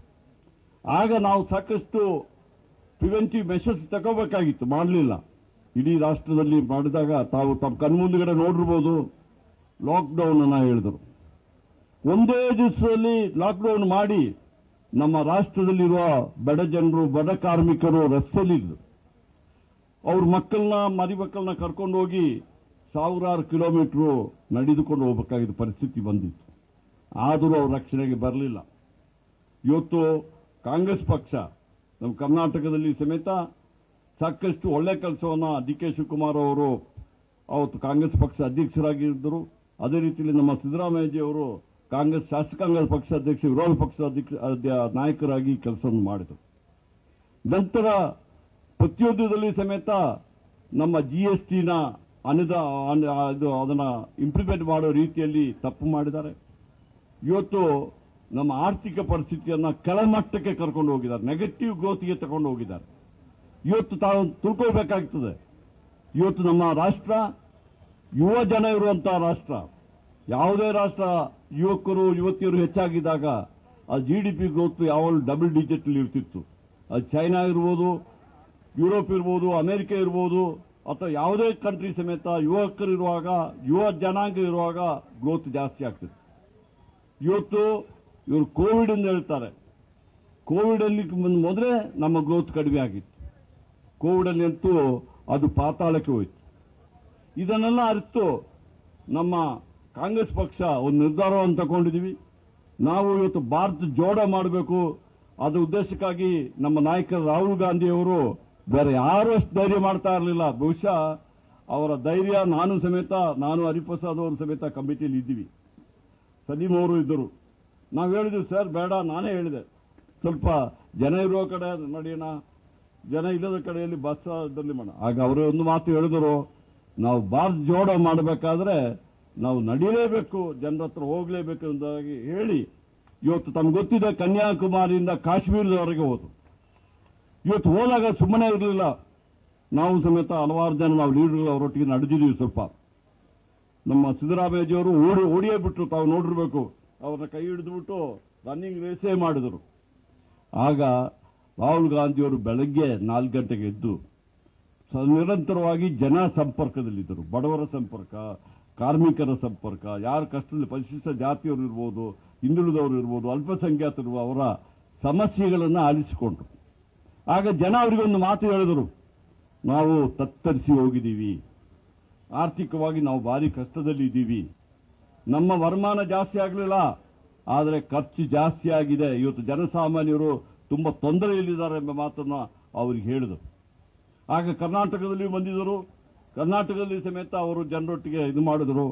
ಆಗ ನಮ್ಮ ಪಕ್ಷದ ಅಧ್ಯಕ್ಷರು ಹಾಗೂ ವಿರೋಧ ಪಕ್ಷದ ನಾಯಕರುಗಳಿಗೆ ಎಲ್ಲ ನಾಯಕರೊಟ್ಟಿಗೆ ಕೂತು, ಚುನಾವಣೆ ಬರ್ತಾ ಇದೆ, ನಾವು ಚುನಾವಣೆಯಲ್ಲಿ ಆಶ್ವಾಸನೆ ಕೊಡೋಣ, ನಮ್ಮ ಅಧಿಕಾರಕ್ಕೆ ಬಂದರೆ ಫಸ್ಟ್ ಕ್ಯಾಬಿನೆಟ್ ಅಲ್ಲಿ ಈ 5 ಗ್ಯಾರಂಟಿಗಳನ್ನ ಮಾಡ್ತೀವಿ ಎಂಬ ಮಾತನ್ನ ರಾಹುಲ್ ಗಾಂಧಿ ಅವರು ಪಕ್ಷದಲ್ಲಿ ಹೇಳಿದರು. ಅದು ಪಕ್ಷದ ಕಾರ್ಯಕ್ರಮ ಆಗಿತ್ತು, ಸರ್ಕಾರದ ಕಾರ್ಯಕ್ರಮ ಆಗಲಿಲ್ಲ. ಮೊದಲೇ ನಾವು ಮಾಡಿದ್ದೀವಿ, ಅನ್ನಭಾಗ್ಯ ಸಾಕಷ್ಟು, ಕ್ಷೀರಭಾಗ್ಯ ಸಾಕಷ್ಟು 20 ಅಂಶಗಳ ಕಾರ್ಯಕ್ರಮಗಳನ್ನ ಬಡವರಿಗೋಸ್ಕರವಾಗಿ ಶ್ರೀಮತಿ ಇಂದಿರಾ ಗಾಂಧಿಯವರೇ ಜಾರಿಗೆ ತಂದಿದ್ದರು. ಆತರ ಮಾಡಿದ್ರು. ಆಗ ನಾವು ಪಕ್ಷದಿಂದ 5 ಗ್ಯಾರಂಟಿಗಳನ್ನು ಕೊಟ್ಟಿದ್ದೀವಿ. 5 ಗ್ಯಾರಂಟಿಗಳನ್ನು ಸಮೇತ ಇವತ್ತು ಜಾರಿಗೆ ಮಾಡಿದ್ದೀವಿ. ಮೊದಲನೇ ಕ್ಯಾಬಿನೆಟ್ ಅಲ್ಲಿ ನಾವೆಲ್ಲ ತೀರ್ಮಾನ ತಗೊಂಡಿದ್ದೀವಿ. ನಮ್ಮ ಮುಖ್ಯಮಂತ್ರಿ ಸಿದ್ದರಾಮಯ್ಯಜಿಯವರು ನಾಯಕತ್ವ ವಹಿಸಿ ಇವತ್ತು ಸಂಪೂರ್ಣವಾಗಿ ಇವರು ಹೇಳ್ತಾರೆ, ನಾವು ಗ್ಯಾರಂಟಿ ಕೊಟ್ಟಿದ್ದೀವಿ. ಯಾವ ಗ್ಯಾರಂಟಿ ಕೊಟ್ಟಿದ್ದಾರೆ ನಮಗೆಲ್ಲ ಗೊತ್ತಿದೆ, ಯಾವ ಗ್ಯಾರಂಟಿ ಎಲ್ಲಿ ಬಂದಿದ್ದಾರೆ. ಪಾಪ ಬಡವರು ಏನೋ ಸೌದೆ ಇಟ್ಕೊಂಡು ಅಡಿಗೆ ಮಾಡ್ತಾ ಇದ್ರು, ಅವ್ರಿಗೆ ಏನು ಹೇಳಿದ್ರು ಅಂತ ಹೇಳ್ಬಿಟ್ರೆ, ನಿಮಗೆಲ್ಲ ಗ್ಯಾಸ್ ಫ್ರೀ ಕೊಡ್ತೀವಿ ಅಂತ ಹೇಳ್ಬಿಟ್ಟು ಮಾಡಿ ಇವತ್ತು ಗ್ಯಾಸ್ ಬೆಲೆ ಜಾಸ್ತಿ ಆಗಿದೆ, ಆ ಗ್ಯಾಸ್ ತಗೊಂಡು ಇವತ್ತು ಅಡಿಗೆ ಮಾಡುವಂತ ಪ್ರಸಂಗ ಬಂದಿದೆ. ಇವರು ಮಾಡಲಿಲ್ಲ. ಇವತ್ತು ಅಕ್ಕಿ ಕೊಡೋದು ನಾವು ಕೊಟ್ಟಿದ್ದೀವಿ ಅಂದ್ರೆ ಇವರು ಅಕ್ಕಿ ಕೊಡಲಿಲ್ಲ. ನಾವು ಕೇಂದ್ರ ಸರ್ಕಾರದಿಂದ ಮೊದಲೇ ಅನ್ನಭಾಗ್ಯಕ್ಕೆ ನಮ್ಮ ದಿನೇಶ್ ಗುಂಡೂರಾವ್ ಅವರು ಆಹಾರ ಮಂತ್ರಿಗಳಾಗಿದ್ದರು, ಅನ್ನಭಾಗ್ಯ ನಾವು 5 ಕೆಜಿ ಕೊಡ್ತಿದ್ವಿ. ನಂತರ UPA ಸರ್ಕಾರ ರೈಟ್ ಟು ಫುಡ್ ಕೊಟ್ಟಿದ್ದು UPA ಸರ್ಕಾರ, ಸೋನಿಯಾ ಗಾಂಧಿ ಅವರ ಮತ್ತೆ ಮನಮೋಹನ್ ಸಿಂಗ್ ಅವರು ಕೊಟ್ಟರು. ಇವತ್ತು ನಾವು ಕೊಟ್ಟಿದ್ದೀವಿ ಇವರೇನು ಕೊಡಲಿಲ್ಲ. ನಾವು ಯಾವುದು ಕೊಟ್ಟಿದ್ದೀವಿ ಅದನ್ನು ತೆಗೆಯುವಂತ ಧೈರ್ಯ ಮಾಡ್ಲಿಕ್ಕೆ ಆಗೋದು, ಯಾಕೆ ಜನ ಇವ್ರ ಮೇಲೆ ತಿರುಗಿ ಬೀಳ್ತಾರೆ. ಇವತ್ತು ನಾವೇನು ಹೇಳಿದೀವಿ, 5 ಕೆಜಿ ಅಲ್ಲ 10 ಕೆಜಿ ಕೊಡ್ತೀವಿ ಎಂಬುದಾಗಿ ಹೇಳಿದ್ದಾರೆ. ಆ 10 ಕೆಜಿಗೆ 5 ಕೆಜಿ ಫುಡ್ ಕಾರ್ಪೊರೇಷನ್ ಆಫ್ ಇಂಡಿಯಾದಿಂದ ಕೊಡ್ತೀನಿ ಅಂತ ಹೇಳ್ಬಿಟ್ಟು ಅದು ಸಮೇತ ಮೋಸ ಮಾಡಿದ್ದಾರೆ. ಯಾಕಂದ್ರೆ ಇವರು ನಮ್ಮ ಕೃಷ್ಣ ಬೈರೇಗೌಡರು ಹೇಳಿದಂಗೆ ಇವರು ಬಡವರ ಪರವಾಗಿಲ್ಲ. ಇವರು ಬರೀ ಯಾರು ದೊಡ್ಡ ಶ್ರೀಮಂತರಿದ್ದಾರೆ, ಯಾರು ದೊಡ್ಡ ಕಳ್ಳ ಸಾಗಾಣಿಕೆಗಾರರಿದ್ದಾರೆ, ಯಾರು ಸಗಟು ವ್ಯಾಪಾರಿಗಳಿದ್ದಾರೆ, ಅವರ ಬೆಂಬಲದಿಂದಲೇ ಜನಸಂಘದಲ್ಲಿ ಇರುವಾಗ ನಮ್ಗೆ ಗೊತ್ತಿದೆ. ಮೊದಲು ಇವರ ಹೆಸರು ಜನಸಂಘ ಅಂದಿತ್ತು, ಬಿಜೆಪಿ ಇರಲಿಲ್ಲ. ಅವರ ಒಂದು ದೇಣಿಗೆಯಿಂದಲೇ ಬೆಳೆದಂತ ಪಕ್ಷ ಇವತ್ತು ಸಮೇತ ಅವರಿಗೆ ಬೆಂಬಲ ಕೊಡ್ತಾ ಇದ್ದಾರೆ. ಇವತ್ತು ನಮ್ಮ ನಾಯಕರುಗಳು ಸೋನಿಯಾ ಗಾಂಧಿ ಇರ್ಬೋದು, ರಾಹುಲ್ ಗಾಂಧಿ ಇರ್ಬೋದು, ಅಥವಾ ನಮ್ಮ ಮಲ್ಲಿಕಾರ್ಜುನ ಖರ್ಗೆ ಅವರು, ನಮ್ಮ ಕರ್ನಾಟಕದವರೇ ಇವತ್ತು ಅತ್ಯಂತ ಹಿರಿಯ ನಾಯಕರು, ಅವರು ನಮ್ಮ AICC ಅಧ್ಯಕ್ಷರಾಗಿದ್ದಾರೆ. ಅವರು ಸರಿಯಾದ ನಾಯಕತ್ವವನ್ನು ಕೊಡ್ತಾರೆ. ಇಡೀ ಇಂಡಿಯಾ ಇದಕ್ಕೆ ಸಮೇತ ನಾಯಕತ್ವವನ್ನು ಕೊಡ್ತಾ ಇದ್ದಾರೆ. ಎಲ್ಲರೂ ಅವ್ರನ್ನ ಜನಮೆಚ್ಚುವಂತ ಒಂದು ನಾಯಕ ಅಂತ ತಿಳ್ಕೊಂಡಿದ್ದಾರೆ. ಇವತ್ತು ನಾವು ಕೇಳ್ತಾ ಇರೋದು, ನಾವು ಇವತ್ತು ಈ ಭಾರತ್ ಜೋಡೋ ಅಂದಿಟ್ಟುಬಿಟ್ರೆ ದೇಶವನ್ನು ಐಕ್ಯತೆಯಿಂದ ಮಾಡುವುದು. ಯಾರು ಇವತ್ತು ಕಷ್ಟದಲ್ಲಿದ್ದಾರೆ ಅವರಿಗೆ ಒಂದು ಬೆಂಬಲ ಕೊಡಲಿಕ್ಕೆ ಇವತ್ತು ಕಾಂಗ್ರೆಸ್ ಪಕ್ಷದಿಂದ ರಾಹುಲ್ ಗಾಂಧಿ ಅವರ ನಾಯಕತ್ವದಲ್ಲಿ ಇವತ್ತೊಂದು ಈ ಭಾರತ್ ಜೋಡೋ ನ್ಯಾಯ ಯಾತ್ರೆ. ಏನ್ ನ್ಯಾಯ? ಜನರಿಗೆ ಇವತ್ತು ನ್ಯಾಯವನ್ನು ಕೊಡುವಂತಹ ಕಾರ್ಯಕ್ರಮ ಮಾಡಿದ್ವಿ. ಇವತ್ತು ಮಣಿಪುರ ಅದು ಉರಿತಾ ಇದ್ದಾಗ ಇವರು ಯಾರು ಹೋಗಲಿಲ್ಲ. ಅಲ್ಲಿ ರಾಹುಲ್ ಗಾಂಧಿ ಅವರು ಹೋಗಿದ್ರು, ಕಾಂಗ್ರೆಸ್ ಪಕ್ಷದ ನಾಯಕರುಗಳೆಲ್ಲ ಹೋಗಿದ್ರು. ಆದರೆ ಇವರು ಯಾರು ಆಸಾಂ ಚೀಫ್ ಮಿನಿಸ್ಟರ್ ಸಮೇತ ಹೋದರು. ಭಾರತ್ ಜೋಡೋ ಯಾತ್ರಾ ಭಾರತ ದೇಶದಲ್ಲಿ ಬೇರೆ ಬೇರೆ ಭಾಷೆಯವರಿದ್ದಾರೆ, ಬೇರೆ ಬೇರೆ ಜಾತಿಯವರಿದ್ದಾರೆ. ಆದರೆ ನಾವೆಲ್ಲ ಭಾರತೀಯರು ಅಂತ ತಿಳ್ಕೊಂಡವರೇ ಇಡೀ ಭಾರತದ ಪ್ರಜೆಗಳು. ಇವತ್ತು ಭಾರತವನ್ನು ತಮ್ಮ ಸ್ವಾರ್ಥಕ್ಕಾಗಿ ವಿಭಜನೆ ಮಾಡುವಂತ ಕೆಲಸವನ್ನ, ತಮ್ಮ ಅಧಿಕಾರಕ್ಕೋಸ್ಕರವಾಗಿ ಮಾಡುವಂತ ಕೆಲಸವನ್ನ ಇವತ್ತು ಭಾರತೀಯ ಜನತಾ ಪಾರ್ಟಿಯವರು ಮಾಡುತ್ತಿದ್ದಾರೆ. ಬಹುಶಃ ಅದರ ವಿರುದ್ಧವಾಗಿ ಭಾರತವನ್ನು ಯಾವ ರೀತಿಯಲ್ಲಿ ನಾವು ಸ್ವಾತಂತ್ರ್ಯ ಕೊಟ್ಟಿದ್ದೀವಿ, ಹೋರಾಟ ಮಾಡಿದ್ದೀವಿ, ಮಹಾತ್ಮ ಗಾಂಧೀಜಿಯವರ ನಾಯಕತ್ವದಲ್ಲಿ, ಪಂಡಿತ್ ಜವಾಹರ್ಲಾಲ್ ನೆಹರೂರವರ ನಾಯಕತ್ವದಲ್ಲಿ ಇವತ್ತು ಯಾವ ರೀತಿಯಲ್ಲಿ ನಮ್ಮ ವಲ್ಲಭಾಯಿ ಪಟೇಲ್ ಅವರಿರ್ಬೋದು, ಸುಭಾಷ್ ಚಂದ್ರ ಬೋಸ್ ಅವರು, ಸಾಕಷ್ಟು ಜನರು ಹೋರಾಟ ಮಾಡಿ ಶಾಂತಿಯುತ ರೀತಿಯಲ್ಲಿ ನಮಗೆ ಸ್ವಾತಂತ್ರ್ಯವನ್ನು ಕಲಿಸಿಕೊಟ್ಟು ಇವತ್ತು ಭಾರತದ ಐಕ್ಯತೆಯನ್ನು ಕಾಪಾಡುವಂಥ ಕೆಲಸವನ್ನು ಕಾಂಗ್ರೆಸ್ ಪಕ್ಷ ಮಾಡಿದೆ. ಕಾಂಗ್ರೆಸ್ ಪಕ್ಷ ಧ್ಯೇಯ ಏನೆಂದು ಹೇಳ್ಬಿಟ್ರೆ, ನಮ್ಮ ಸಂವಿಧಾನದಲ್ಲಿ ಹೇಳಿದ್ದಾರೆ, ಯಾರೇ ವೀಕರ್ ಸೆಕ್ಷನ್ ಇರಲಿ, ಅಲ್ಪಸಂಖ್ಯಾತರಿರಲಿ, ಹಿಂದುಳಿದ ವರ್ಗದವರಲಿ, ಪರಿಶಿಷ್ಟ ಜಾತಿ ವರ್ಗದವರಲಿ, ಅವ್ರನ್ನ ಸಮೇತ ಮುಂದೆ ತರಬೇಕು ಉದ್ದೇಶದಿಂದ ಇವತ್ತು ನಮಗೆ ಸಂವಿಧಾನವನ್ನ ಡಾಕ್ಟರ್ ಬಾಬಾ ಸಾಹೇಬ್ ಅಂಬೇಡ್ಕರ್ ಅವರ ನಾಯಕರು ಕೊಟ್ಟಿದ್ದಾರೆ. ಈ ಸಂವಿಧಾನವನ್ನು ಉಳಿಸಿಕೊಂಡು ಇಷ್ಟು ವರ್ಷ ಬಂದಿದ್ದೀವಿ. ನಮಗೆಲ್ಲ ಗೊತ್ತಿದೆ, ಇವತ್ತು ನಮ್ಮ ಅಂದಿನ ಪ್ರಧಾನಿ ಪಂಡಿತ್ ಜವಾಹರಲಾಲ್ ಅವರ ದೂರದೃಷ್ಟಿ, ಮತ್ತೆ ಇಂದಿರಾ ಗಾಂಧಿ ಅವರು ಇರ್ಬೋದು, ನರಸಿಂಹರಾಯರು ಇರ್ಬೋದು, ಲಾಲ್ ಬಹದ್ದೂರ್ ಶಾಸ್ತ್ರಿ ಅವರು ಇರ್ಬೋದು, ಈವನ್ ವಾಜಪೇಯಿ ಅವರು ಸಮೇತ ನನಗೆ ಗೊತ್ತಿರುವಂಗೆ ಬೇರೆ ಬಿಜೆಪಿ ಪಕ್ಷದವರು ಆದರೂ ಸಮೇತ ಅವರು ಭಾರತದ ದೃಷ್ಟಿಯಲ್ಲಿ ಆಡಳಿತವನ್ನು ಕೊಟ್ಟಿದ್ದರು. ಆದರೆ ಇವತ್ತು ಯಾವುದೇ ದೂರದೃಷ್ಟಿ ಇಲ್ಲ, ರಾಷ್ಟ್ರದ ಅಭಿವೃದ್ಧಿ ಆಗಬೇಕಾಗಿಲ್ಲ, ಯಾರು ರಾಷ್ಟ್ರದಲ್ಲಿ ಜನ ಇವತ್ತು ತೊಂದರೆಗೊಳಗಾದ್ರೆ ಅದರ ನೋಡದಂತೆ ಅವರಿಗೆ ಕಣ್ಣಿದ್ದರೂ ಕೂಡ ನನಗೆ ಇವತ್ತು ನಮ್ಮ ಕೇಂದ್ರ ಸರ್ಕಾರದವರು ನಡೀತಾ ಇದ್ದಾರೆ. ನಮ್ಗೆ ಗೊತ್ತಿದೆ, ಕಳೆದ ಏನು ಡಿಮಾನಿಟೈಸೇಷನ್ ಎಂದು ಹೇಳ್ಬಿಟ್ಟು ಇಡೀ ಭಾರತ ರಾಷ್ಟ್ರದ ಒಂದು ಆರ್ಥಿಕ ಪರಿಸ್ಥಿತಿಯನ್ನು ಇವತ್ತು ಕೆಳಹಂತಕ್ಕೆ ತಗೊಂಡ್ಬರ್ಬೇಕಾಗಿದೆ. ಡಿಮಾನಿಟೈಸೇಷನ್ ಇಂದ ಆಗಿದೆ. ಅವತ್ತು ಪ್ರಧಾನಿಯವರು ಭಾಷಣ ಮಾಡುತ್ತಾ ನೋಡಬೇಕು, ಈಗಲೂ ಇದೆ, ರೆಕಾರ್ಡಲ್ಲಿ ಇದೆ, 15 ದಿವಸದಲ್ಲಿ ಎಲ್ಲಾ ಸರಿ ಮಾಡ್ತೀನಿ ಎಂಬುದಾಗಿ ಒಬ್ಬ ರಾಷ್ಟ್ರದ ಪ್ರಧಾನಿ ರಾಷ್ಟ್ರವನ್ನು ಉದ್ದೇಶಿಸಿ ಮಾತಾಡಿದರು. ನಂತರ ಕೋವಿಡ್ ಬಂದಾಗ, ಕೋವಿಡ್ ಏನೋ 1 ದಿವಸ 2 ದಿವಸಕ್ಕೆ ಬರಲಿಲ್ಲ. ಕೋವಿಡ್ ಬಂದಾಗ ನಮಗೆ ಸಾಕಷ್ಟು ಸಮಯ ಇತ್ತು. ಆವತ್ತು ಪ್ರಧಾನಿಯವರು ಮತ್ತೆ ಅವ್ರ ಪಕ್ಷ ಏನು ಮಾಡಿದ್ರು ಅಂತ ಹೇಳಿದ್ರೆ, ಗುಜರಾತ್ನಲ್ಲಿ ಅವರೇ ಬಾರ್ ಟ್ರಂಪ್ ಒಂದು ಇಟ್ಟುಬಿಟ್ಟು ಅವ್ರನ್ನ ಹೊತ್ಕೊಂಡು ಓಡಾಡ್ತಾ ಇದ್ರು. ಆಗ ನಾವು ಸಾಕಷ್ಟು ಪ್ರಿವೆಂಟಿವ್ ಮೆಷರ್ಸ್ ತಗೋಬೇಕಾಗಿತ್ತು, ಮಾಡಲಿಲ್ಲ. ಇಡೀ ರಾಷ್ಟ್ರದಲ್ಲಿ ಮಾಡಿದಾಗ ತಾವು ತಮ್ಮ ಕಣ್ಮುಂದುಗಡೆ ನೋಡಿರ್ಬೋದು, ಲಾಕ್ಡೌನ್ ಅನ್ನ ಹೇಳಿದರು. ಒಂದೇ ದಿವಸದಲ್ಲಿ ಲಾಕ್ಡೌನ್ ಮಾಡಿ ನಮ್ಮ ರಾಷ್ಟ್ರದಲ್ಲಿರುವ ಬಡ ಜನರು, ಬಡ ಕಾರ್ಮಿಕರು ರಸ್ತೆಯಲ್ಲಿದ್ದರು. ಅವ್ರ ಮಕ್ಕಳನ್ನ, ಮರಿ ಮಕ್ಕಳನ್ನ ಕರ್ಕೊಂಡು ಹೋಗಿ ಸಾವಿರಾರು ಕಿಲೋಮೀಟರ್ ನಡೆದುಕೊಂಡು ಹೋಗಬೇಕಾಗಿದ್ದ ಪರಿಸ್ಥಿತಿ ಬಂದಿತ್ತು. ಆದರೂ ಅವ್ರ ರಕ್ಷಣೆಗೆ ಬರಲಿಲ್ಲ.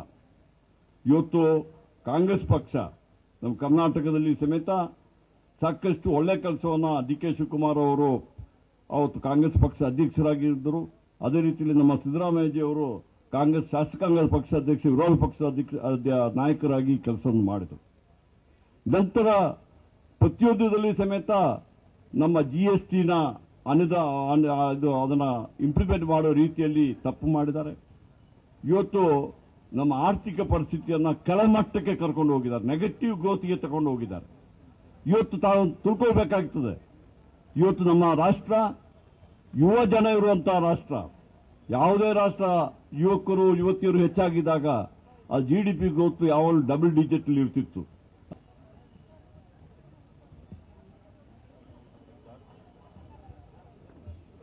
ಜೋಡೋ ಜೋಡೋ ಜೋಡೋ ಜೋಡೋ ಜೋಡೋ ಜೋಡೋ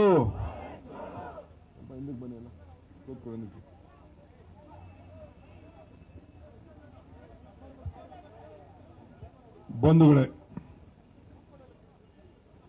ಕಾಂಗ್ರೆಸ್ನ ಹಿರಿಯ ನಾಯಕರಾದಂಥ ಹರಿಪ್ರಸಾದ್ ಅವರೇ,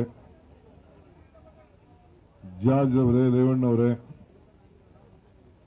ಸಲೀಂ ಅಹಮದ್ ಅವರು, ವೆಂಕಟೇಶ್ ಅವರು,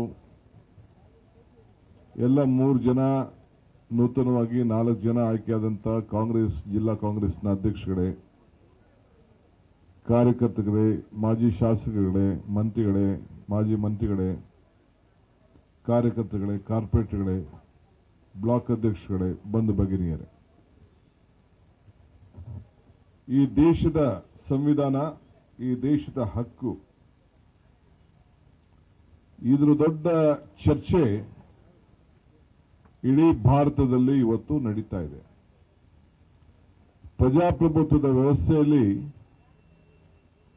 ನಾವು ನಮ್ಮ ಧ್ವನಿಯನ್ನ, ನಮ್ಮ ಆಚಾರ ವಿಚಾರವನ್ನು ಪ್ರಚಾರ ಮಾಡಲಿಕ್ಕೆ ಎಲ್ಲರೂ ಕೂಡ ಸಂವಿಧಾನದಲ್ಲಿ ಹಕ್ಕನ್ನ ಕೊಟ್ಟಿದ್ದಾರೆ. ಇವತ್ತು ನಾವಿಲ್ಲಿ ಸೇರಿದ್ದೇವೆ. ಸಾಂಕೇತಿಕವಾಗಿ ಇಲ್ಲಿ ಮತ್ತು ಎಲ್ಲ ಜಿಲ್ಲೆಗಳಲ್ಲೂ ಸೇರಿದ್ದೇವೆ. ಇಡೀ ದೇಶದಲ್ಲಿ 22ನೇ ತಾರೀಕು ನಿನ್ನೆ ಸಾಯಂಕಾಲ 3 ಗಂಟೆ ಮಾಡಬೇಕು ಅನ್ನೋದು ಒಂದು ಸಂದೇಶ ನನಗೆ 12 ಗಂಟೆ ರಾತ್ರಿಗೆ ಬಂತು. ಆದರೆ ನಾನು ನಿನ್ನೆ ಪ್ರಚಾರ ನಾವು ಮಾಡೋಂಥ ಕಾರ್ಯಕ್ರಮಕ್ಕೆ ಪ್ರಚಾರ ಸಿಕ್ಕುದಿಲ್ಲ ಅಂತೇಳಿ ಇವತ್ತಿಗೆ ಇಟ್ಕೊಂಡಿದ್ದೆ. ಆಮೇಲೆ ರಾಮಲಿಂಗಾರೆಡ್ಡಿ ಅವರು ಇಲ್ಲ 11ಕ್ಕೆ ಮಾಡೋಣ 3 ಬೇಡ ಅಂತೇಳಿ ಕೊನೆಗೆ ಸಲಹೆ ಮೇಲೆ ಈಗ ಮಾಡಿದ್ದೀರಿ. ತಾವೆಲ್ಲ ಬಹಳ ತುರ್ತಾಗಿ ಇಷ್ಟು ದೊಡ್ಡ ಸಂಘಟನೆಯನ್ನು ಮಾಡಿದ್ದಕ್ಕೆ ಜಿಲ್ಲಾ ಕಾಂಗ್ರೆಸ್ ಅಧ್ಯಕ್ಷಗಳಿಗೆ, ಬ್ಲಾಕ್ ಅಧ್ಯಕ್ಷಗಳಿಗೆ, ನಾಯಕರುಗಳಿಗೆ ಕಾಂಗ್ರೆಸ್ ಪಕ್ಷದ ಅಧ್ಯಕ್ಷನಾಗಿ ನಿಮ್ಮೆಲ್ಲರೂ ಕೂಡ ನಾನು ಅಭಿನಂದನೆ ಸಲ್ಲಿಸಲಿಕ್ಕೆ ನಾನು ಬಯಸ್ತಾ ಇದ್ದೇನೆ. ಇವತ್ತು ಭಾರತ್ ಜೋಡೋ ಯಾತ್ರೆಗೆ 2ನೇ ಹಂತದ ಯಾತ್ರೆ, ಈ ದೇಶದ ನ್ಯಾಯಕ್ಕೋಸ್ಕರ ನಾವು ಯಾತ್ರೆಯನ್ನ ರಾಹುಲ್ ಗಾಂಧಿ ಅವರು ಕೈಗೊಂಡಿದ್ದಾರೆ. ಅವರೇನು ಅವರಲ್ಲಿರುವಂತಹ ಒಂದು ಬದ್ಧತೆ ಕಾಂಗ್ರೆಸ್ ಪಕ್ಷದ ಇತಿಹಾಸ. ನಾನು ಆಗಾಗ ಒಂದು ಮಾತು ಹೇಳ್ತಾ ಇರ್ತೀನಿ, ಕಾಂಗ್ರೆಸ್ ಶಕ್ತಿ ಈ ದೇಶದ ಶಕ್ತಿ, ಕಾಂಗ್ರೆಸ್ ಇತಿಹಾಸ ಈ ದೇಶದ ಇತಿಹಾಸ. ಯಾವಾಗೇ ಆಗಲಿ ಕಾಂಗ್ರೆಸ್ ಪಕ್ಷ ಅಧಿಕಾರಕ್ಕೆ ಬಂದ್ರೆ ಎಲ್ಲ ವರ್ಗದ ಜನರ ಅಧಿಕಾರಕ್ಕೆ ಬಂದಂಗೆ ಅನ್ನೋ ಒಂದು ಮಾತನ್ನು ಅನೇಕ ಸಂದರ್ಭದಲ್ಲಿ ನಾನು ಬಳಸಿದ್ದೇನೆ. ಇವತ್ತು ಹಿಂದೆ ಮಹಾತ್ಮ ಗಾಂಧೀಜಿಯವರು ದಂಡಿನ ಯಾತ್ರೆಯನ್ನ ಮಾಡಿ ಈ ಬ್ರಿಟಿಷರ ವಿರುದ್ಧ ಹೋರಾಟವನ್ನು ಮಾಡಿ ಈ ದೇಶಕ್ಕೆ ಸ್ವಾತಂತ್ರ್ಯವನ್ನು ತಂದುಕೊಟ್ಟಂತಹ ಇತಿಹಾಸ. ಬೆಳಗಾವಿಯ 24ನೇ ತಾರೀಕು 24ನೇ ಏನು ಆ ತಾರೀಕಿತ್ತು ಕಾಂಗ್ರೆಸ್ ಸಮಾವೇಶ. ಆ ಸಮಾವೇಶ 24ನೇ ಇಸ್ವಿಯಲ್ಲಿ ಸಮಾವೇಶ. ಆ ಅಧ್ಯಕ್ಷ ಸ್ಥಾನವನ್ನ ಬೆಳಗಾವಿಯಲ್ಲಿ ವಹಿಸಿಕೊಂಡು ಅಲ್ಲಿಂದ ಈ ದೇಶದ ಸ್ವಾತಂತ್ರ್ಯಕ್ಕೆ ಹೊಸ ರೂಪವನ್ನು ತಂದುಕೊಟ್ಟು ಈ ಪ್ರಜಾಪ್ರಭುತ್ವದ ವ್ಯವಸ್ಥೆಯಲ್ಲಿ ನಾವೆಲ್ಲ ಅಧಿಕಾರವನ್ನು ಹಂಚಿಕೊಂಡಿದ್ದೇವೆ. ಪಂಚಾಯತಿಂದ ಪಾರ್ಲಿಮೆಂಟ್ವರೆಗೂ ನಾಯಕರಾಗಿದ್ದೇವೆ. ನೀವೆಲ್ಲ ಪಂಚಾಯತಿಯಲ್ಲಿ ನಾಯಕರಾಗಿದ್ದೀರಿ, ಸೊಸೈಟಿಯಲ್ಲಿ ನಾಯಕರಾಗಿದ್ದೀರಿ, ಪಾರ್ಲಿಮೆಂಟಲ್ಲಿ ನಾಯಕರಾಗಿದ್ದಾರೆ, ಎಂಎಲ್ಎಗಳಾಗಿದ್ದೀರಿ, ನಾವೆಲ್ಲ ಆಗಿದ್ದೇವೆ. ಪ್ರಜಾಪ್ರಭುತ್ವದ ಫಲ, ಸಂವಿಧಾನದ ಹಕ್ಕು ಇವತ್ತು ನಮಗೆಲ್ಲ ಇದನ್ನು ಮೂಡಿಸಿದೆ. ನಮ್ಮ ನಾಯಕರು ಮತ್ತು ನೀವೆಲ್ಲ ಸೇರಿ ಕನ್ಯಾಕುಮಾರಿಯಿಂದ ಕಾಶ್ಮೀರವರೆಗೂ ನಡೆದಿರಿ. ನೀವು ಕೂಡ ಬೆಂಗಳೂರು, ಕರ್ನಾಟಕ ರಾಜ್ಯದಲ್ಲಿ ಚಾಮರಾಜನಗರ ಜಿಲ್ಲೆಯಿಂದ ಹಿಡಿದು ರಾಯಚೂರು ಕೂಡ ನಿಮ್ಮೆಲ್ಲರ ಶ್ರಮ, ನಿಮ್ಮೆಲ್ಲರ ಸಂಘಟನೆ, ನಿಮ್ಮೆಲ್ಲರ ಹೋರಾಟ ಇದು ದೇಶಕ್ಕೆ ಒಂದು ದೊಡ್ಡ ಸಂದೇಶವನ್ನು ಕೊಟ್ಟು ಭಾರತ್ ಜೋಡೋ ಯಾತ್ರೆಗೆ ಒಂದು ದೊಡ್ಡ ಬುನಾದಿಯನ್ನ, ಅಡಿಪಾಯವನ್ನು ಹಾಕಿಕೊಟ್ಟು ಈ ಯಶಸ್ಸಿನ ಹಿನ್ನೆಲೆಯಲ್ಲಿ ಕರ್ನಾಟಕ ರಾಜ್ಯದಲ್ಲಿ ಮತ್ತು ತೆಲಂಗಾಣ ರಾಜ್ಯದಲ್ಲಿ ಕಾಂಗ್ರೆಸ್ ಸರ್ಕಾರ ಒಂದು ಬಲಿಷ್ಠವಾದಂತಹ ಸರ್ಕಾರ ಇವತ್ತು ಅಧಿಕಾರಕ್ಕೆ ಬಂದು ನಿಮ್ಮೆಲ್ಲರ ಸೇವೆಯನ್ನು ಇವತ್ತು ಮಾಡಲಿಕ್ಕೆ ಅವಕಾಶ ಸಿಕ್ಕಿದೆ. ಇವತ್ತು ಭಾರತ್ ಜೋಡೋ ನ್ಯಾಯ ಯಾತ್ರೆ ಅಂತೇಳಿ ನಾನು ಸಿದ್ದರಾಮಯ್ಯನವರು ಆ ಒಂದು ಸಭೆಯಲ್ಲಿದ್ದು, ನ್ಯಾಯ ಯಾತ್ರೆ ಬೇಕಾ ಬೇಡವಾ ಅನ್ನೋ ಒಂದು ದೊಡ್ಡ ಸಭೆಯನ್ನ ಇದ್ದು ನಮ್ಮನ್ನೆಲ್ಲ ಕರೆಸಿದ್ರು. ಸೊ ಕೊನೆಗೆ ಅನೇಕ ಚರ್ಚೆ ನಡೀತು. ಭಾರತ್ ಜೋಡೋ ಯಾತ್ರೆ ಅಂತ ಮಾಡಬೇಕು, ಕೆಲವರು ನ್ಯಾಯ ಯಾತ್ರೆ ಮಾಡಬೇಕು, ಕೆಲವರು ನ್ಯಾಯ ಬೇಡ ಅಂತ. ಸೊ ಅನ್ಯಾಯದ ವಿರುದ್ಧ ಹೋರಾಟವನ್ನು ಮಾಡಕ್ಕೆ 2ನೇ ಹಂತದಲ್ಲಿ ರಾಹುಲ್ ಗಾಂಧಿ ಅವರು ತೆಗೆದುಕೊಂಡಂತ ಒಂದು ತೀರ್ಮಾನ ಇದೆಯಲ್ಲ, ಈ ಚಳಿಲಿ, ಈ ಬಿಸಿಲಿನಲ್ಲಿ ಇವತ್ತು ಒಂದು ಬದ್ಧತೆ ಇದೆಯಲ್ಲ, ಈ ದೇಶದ ಜನತೆಯನ್ನ ಹೃದಯವನ್ನ ಒಗ್ಗೂಡಿಸಬೇಕು, ಯುವಕರ ಸಮಸ್ಯೆಯನ್ನ ಬಗೆಹರಿಸಬೇಕು, ಈ ದೇಶದಲ್ಲಿ ಆಗ್ತಾರಂತ ಒಂದು ಬೆಲೆ ಏರಿಕೆಯನ್ನ ತಡೆಗಟ್ಟಬೇಕು ಅನ್ನೋ ಒಂದು ಮೂಲ ಮಂತ್ರವನ್ನು ಇಟ್ಕೊಂಡು ಈ ಯಾತ್ರೆಯನ್ನ ಮಾಡ್ತಾ ಇದ್ದಾರೆ. ಇದು ನಮಗಲ್ಲ, ಎಲ್ಲ ವಿರೋಧ ಪಾರ್ಟಿಗಳು ಕೂಡ ಇದೊಂದು ಮಾದರಿ, ಇದೊಂದು ಇತಿಹಾಸ. ಇದು ಕಾಂಗ್ರೆಸ್ ಪಕ್ಷದಲ್ಲಿ ಮಾತ್ರ ಇಂಥ ಇತಿಹಾಸವನ್ನ ಮಾಡಲಿಕ್ಕೆ ಸಾಧ್ಯ. ಈಗ ಬಿಜೆಪಿಯವರು ಯಾರು ಇಂಥ ಯಾತ್ರೆಯನ್ನ ಮಾಡಲಿಕ್ಕೆ ಪ್ರಯತ್ನ ಮಾಡಲಿಲ್ಲ. ಹಿಂದೆ ಚಂದ್ರಶೇಖರ್ ಅವರು ಅವ್ರದೇ ಆದಂತಹ ಒಂದು ರೀತಿಯಲ್ಲಿ ಒಂದು ಚಂದ್ರಶೇಖರ್ ಅವರು ಪ್ರಯತ್ನವನ್ನ ಮಾಡಿದ್ರು. ಅದು ಬಿಟ್ರೆ ಇಷ್ಟು ದೊಡ್ಡ ಯಾತ್ರೆ, ಇಷ್ಟು ದೊಡ್ಡ ನಡಿಗೆ ಇದು ಕಾಂಗ್ರೆಸ್ ಪಕ್ಷದಿಂದ ಮಾತ್ರ ಸಾಧ್ಯ. ನೀವೆಲ್ಲ ಕಾಂಗ್ರೆಸ್ ಪಕ್ಷದ ಕುಟುಂಬದ ಸದಸ್ಯರುಗಳು, ನಿಮ್ಮೆಲ್ಲರೂ ಕೂಡ ಅದರ ದೊಡ್ಡ ಶಕ್ತಿ ಮೂಡ್ತದೆ. ಇವತ್ತು ಮತ್ತೆ ಮಣಿಪುರದಿಂದ, ಮಿಜೋರಾಂನಿಂದ ಮತ್ತೆ ಇವತ್ತು ಮುಂಬೈವರೆಗೂ ಕೂಡ ಈ ಯಾತ್ರೆ ಪ್ರಾರಂಭ ಆಗಿದೆ. ಈಗ ಕಳೆದ 2 ದಿನದಿಂದ ಅಸ್ಸಾಂನಲ್ಲಿ ಏನು ನಡೀತಾ ಇದೆ, ಇವತ್ತು ಬೆಳಗ್ಗೆ ಕೂಡ ನಾನು ಇಲ್ಲಿಗೆ ಬರಲಿಕ್ಕೆ ತಡ ಆಯಿತು. ನಾನು ಅಲ್ಲಿಂದ ಮಾಹಿತಿನ ತರ್ಕೊಳ್ತಾ ಇದ್ದೆ. ಕೆಲವು ನನ್ನ ಮಂತ್ರಿಗಳೆಲ್ಲ ಸ್ನೇಹಿತರು ಹೈದರಾಬಾದ್ ಅವರೆಲ್ಲ ಹೋಗಿದ್ದಾರೆ. ಅಲ್ಲಿಂದ ಫೋನ್ ಮಾಡಿದ್ರು. ಇವತ್ತು ಬೆಳಗ್ಗೆ ಗುವಾಹಟಿ ನಗರದಲ್ಲಿ ಎಂಟ್ರಿ ಮಾಡಲಿಕ್ಕೆ ಬಿಟ್ಟಿಲ್ಲ. ಸುಮಾರು 5,000 ಜನ ಕಾರ್ಯಕರ್ತರನ್ನ ಇವತ್ತು ತಡೆ ಮಾಡಿ ಅಲ್ಲಿ ಪ್ರತಿಭಟನೆ ಈಗ ನಡೀತಾ ಇದೆ. ಒಳಗಡೆ ಎಂಟ್ರಿ ಮಾಡಲಿಕ್ಕೆ ಬಂದಿಲ್ಲ. ಅಂದ್ರೆ ಈ ದೇಶದಲ್ಲಿ ಸಂವಿಧಾನ, ಪ್ರಜಾಪ್ರಭುತ್ವ ಎರಡು ಬದುಕಿದೆಯೋ ಇಲ್ಲೋ ಅನ್ನೋ ಒಂದು ಪ್ರಶ್ನೆ.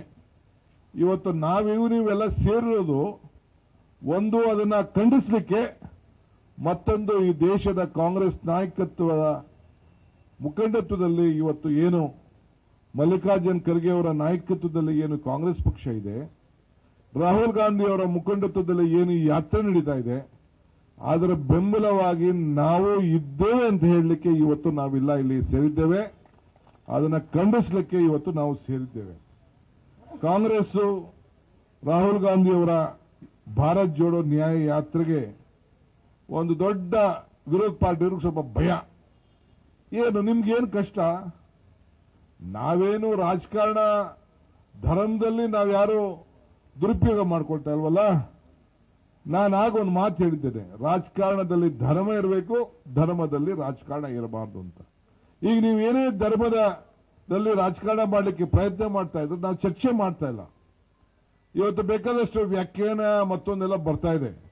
ನೆನ್ನಿನ ಮನೆಯಲ್ಲಿ ನಾನು ಟಿವಿಗೆ ಹೇಳಿದೆ, ಸಿದ್ದರಾಮಯ್ಯನವರ ಹೆಸರಿನಲ್ಲಿ ರಾಮ ಇದ್ದಾನೆ, ಈ ಶಿವಕುಮಾರ್ ಹೆಸರಿನಲ್ಲಿ ಶಿವ ಷಣ್ಮುಖ ಇದ್ದಾನೆ, ಗಣೇಶನು ಇದ್ದಾನೆ ಅಂತೇಳಿ. ಈ ಹರಿಪ್ರಸಾದ್ ಹೆಸರಲ್ಲಿ ಹರಿ ಇದ್ದಾನೆ, ಕೃಷ್ಣ ಬೈರೇಗೌಡರ ಹೆಸರಲ್ಲಿ ಕೃಷ್ಣ ಇದ್ದಾನೆ. ಏನ್ ನಮ್ನೆಲ್ಲ ಹೆಸರನ್ನ ಬದಲಾವಣೆ ಮಾಡ್ಬಿಡಕ್ಕಾಗ್ತದ?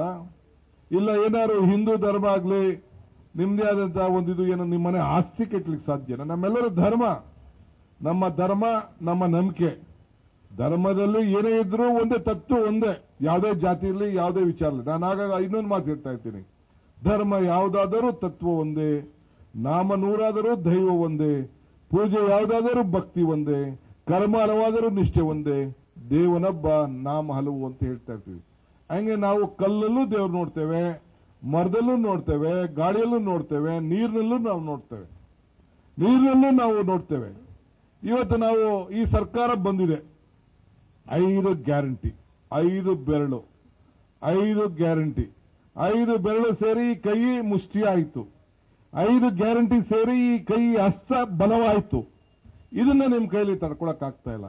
ಇದನ್ನ ನೋಡಿ ಹೆದರ್ಬಿಟ್ಟು ಪಾಪ ಏನೇನೋ ಹೊಂದಾಣಿಕೆಯನ್ನ ಇವತ್ತು ಮಾಡ್ಕೊಳ್ಳಿಕ್ಕೆ ಪ್ರಯತ್ನವನ್ನ ಮಾಡ್ತಾ ಇದ್ದಾರೆ. ಇವತ್ತು ಜೆಡಿಎಸ್ ನಾವಿಬ್ರು ಸೇರಿ ಸರ್ಕಾರ ರಚನೆ ಮಾಡಿದ್ದು. ನಾವು ಕೇಂದ್ರದವರು ಬಿಜೆಪಿಯವ್ರನ್ನ ದೂರ ಇಡಬೇಕು ಅಂತೇಳಿ ನಾವು ಒಪ್ಕೊಂಡು ನಾವೆಲ್ಲ ಸರ್ಕಾರನ ರಚನೆ ಮಾಡಿದ್ದು.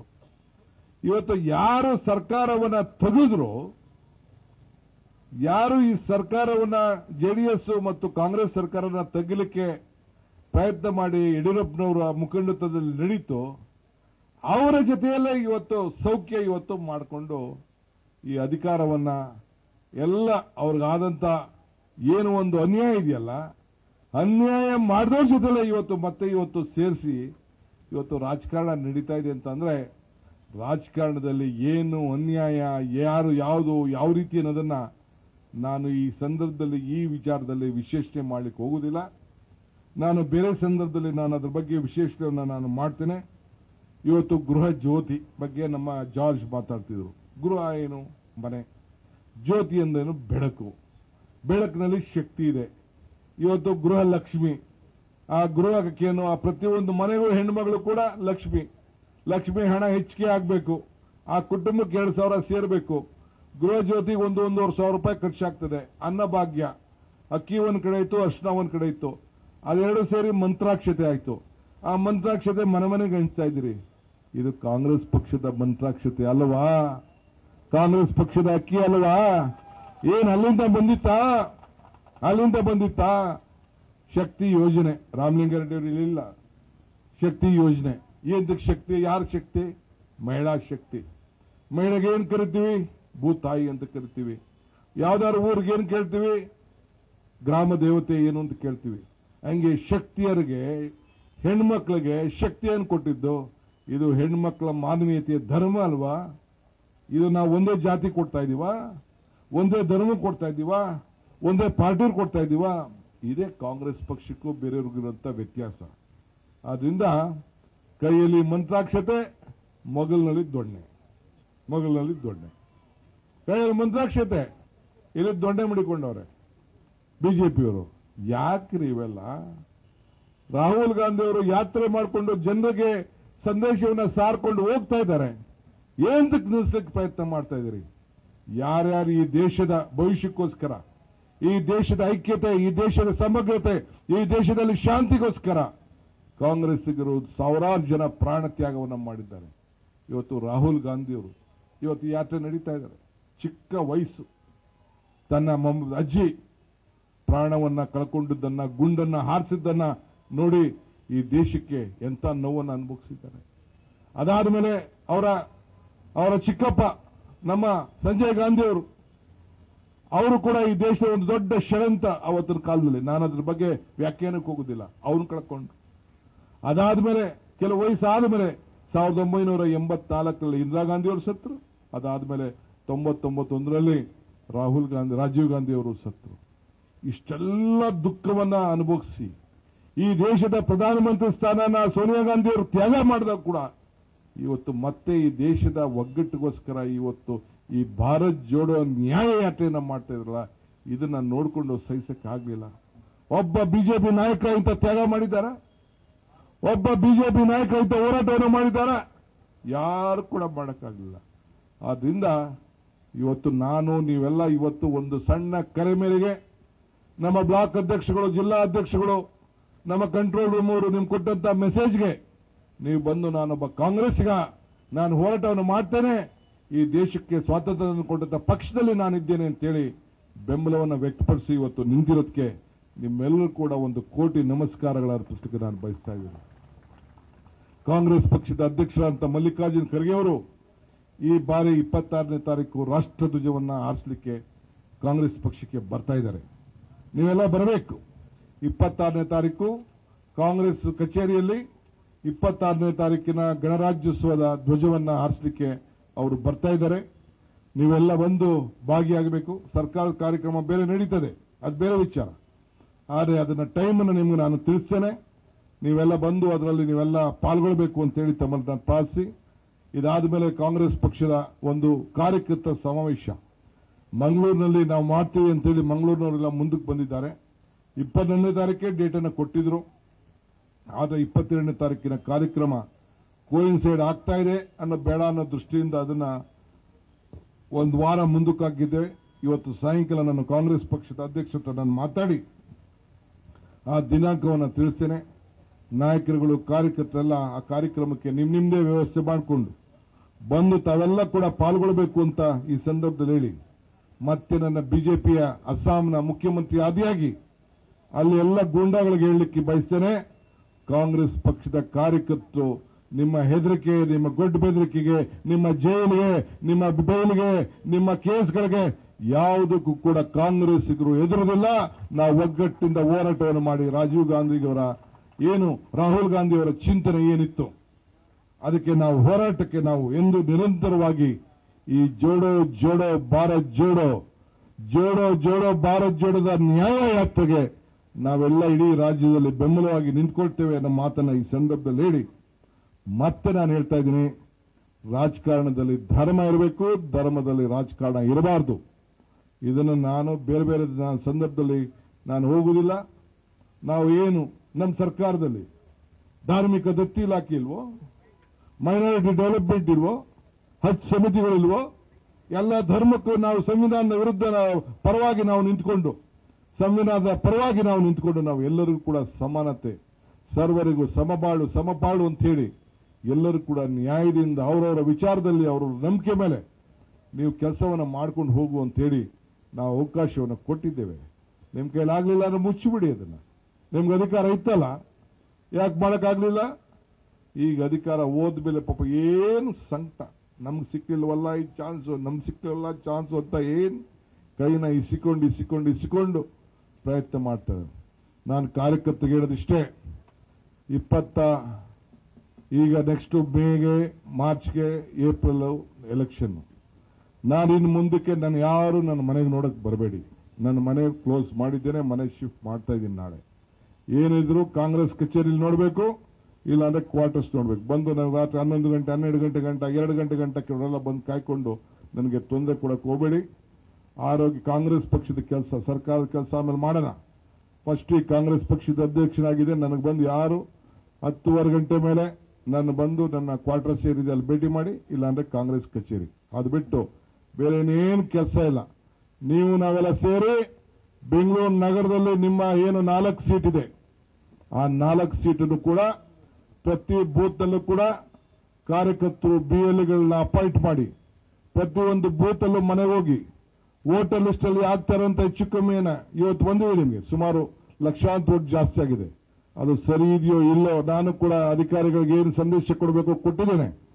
ಆದರೆ ನೀವು ಬಹಳ ಜಾಗೃತರಾಗಿ ನಿಮ್ಮ ವಿಚಾರದಲ್ಲಿ ಬೇಕಾದಷ್ಟು ದೊಡ್ಡ ಮೊದಲು ಹೋದ ಎಲೆಕ್ಷನ್ ಅಲ್ಲಿ ಒಂದು ದೊಡ್ಡ ಚಲಮೆ ಅಂತ ತಿಳ್ಕೊಂಡು ಎಲ್ಲ ನಡೆಸಿದ್ರಲ್ಲ, ಅವೆಲ್ಲ ಹಂಗೆ ಹುಷಾರಾಗಿರಿ.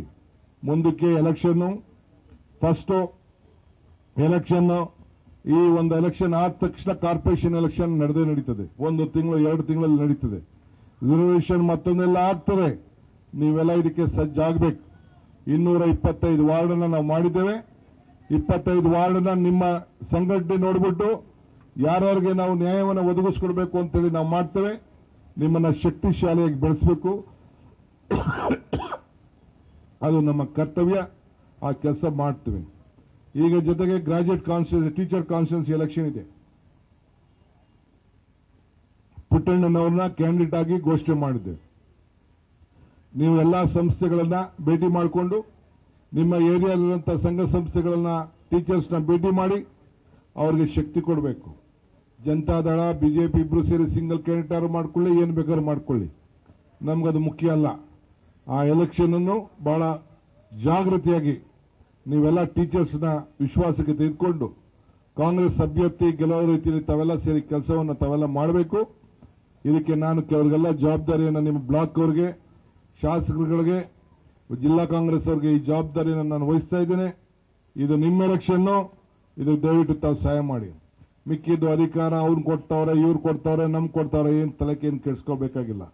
ನಿಮ್ಗೆಲ್ಲರೂ ಕೂಡ ಕಾರ್ಯಕರ್ತಕ್ಕೆ ಶಕ್ತಿ ತುಂಬಬೇಕು ಅಂತೇಳಿ ಈ ಒಂದು ನಮ್ಮ 5 ಗ್ಯಾರಂಟಿಗಳನ್ನ ಇಂಪ್ಲಿಮೆಂಟ್ ಮಾಡಲಿಕ್ಕೆ ಪ್ರತಿಯೊಂದು ಕ್ಷೇತ್ರದಲ್ಲೂ ಕೂಡ 15 ಜನನ ಸದಸ್ಯರನ್ನು ಮಾಡಿ, ಜಿಲ್ಲಾ ಮಟ್ಟದಲ್ಲಿ 21 ಜನನ ಸದಸ್ಯರು ಮಾಡಿ, ರಾಜ್ಯ ಮಟ್ಟದಲ್ಲಿ ಸದಸ್ಯರು ಮಾಡಿ, ಅವ್ರಿಗೊಂದು ಕಚೇರಿಗಳನ್ನು ಕೊಟ್ಟು ಅವರಿಗೆ ಗೌರವ ರೀತಿಯಲ್ಲಿ ನಡೆಸಿಕೊಂಡು ಈ ಮನೆಗೆ ಈ ಗ್ಯಾರಂಟಿನ ತಲುಪಿದೆಯೋ ಇಲ್ಲೋ ಅಂತ ಹೇಳಿ ನೋಡ್ಲಿಕ್ಕೆ ನಾನೀಗಾಗಲೇ ಜಿಲ್ಲೆ ನಗರದ ಅನೇಕ ಕಡೆ ಎಲ್ಲ ಪ್ರವಾಸವನ್ನು ಮಾಡಿದ್ದೇನೆ.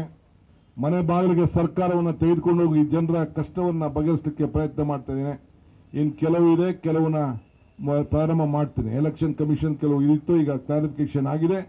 ಅದನ್ನ ಮಿಕ್ಕಿದ್ದನ್ನ ಮುಂದುವರಿಸ್ತೇನೆ. ಎಲ್ಲೆಲ್ಲಾಗಿಲ್ಲ ನಿಂತ್ಕೊಂಡು ಎಲ್ಲರ ಸಮಸ್ಯೆ ಕೂಡ ಬಗೆಹರಿಸಲಿಕ್ಕೆ ಪ್ರಯತ್ನ ಮಾಡ್ತೇನೆ. ನೀವೆಲ್ಲ ಇದಕ್ಕೆ ಸಹಕಾರ ಕೊಟ್ಟಿದ್ದೀರಿ. ನಿಮ್ಮೆಲ್ಲರಿಗೂ ವಂದಿಸಿ ಶುಭ ಹಾರೈಸಿ ಈ ಒಂದು ಬೃಹತ್ ಪ್ರತಿಭಟನೆಯಲ್ಲಿ ಕೇವಲ ಕೆಲವು ಗಂಟೆಗಳಲ್ಲಿ ಇಷ್ಟು ಬಂದು ತಾವೆಲ್ಲ ಸೇರಿ ಒಂದು ಶಕ್ತಿಯನ್ನು ತುಂಬಿದ್ದೀರಿ. ನಿಮ್ಮೆಲ್ಲರೂ ಕೂಡ 1 ಕೋಟಿ ನಮಸ್ಕಾರಗಳು. ಈ ಸಂದೇಶ ಇಡೀ ದೇಶಕ್ಕೆ ಒಂದು ದೊಡ್ಡ ಶಕ್ತಿ ಕೊಟ್ಟಂಗಾಗಿದೆ ಅಂತ ಹೇಳಿ ನನ್ನ ಮಾತು ಮುಗಿಸ್ತೇನೆ. ನಮಸ್ಕಾರ.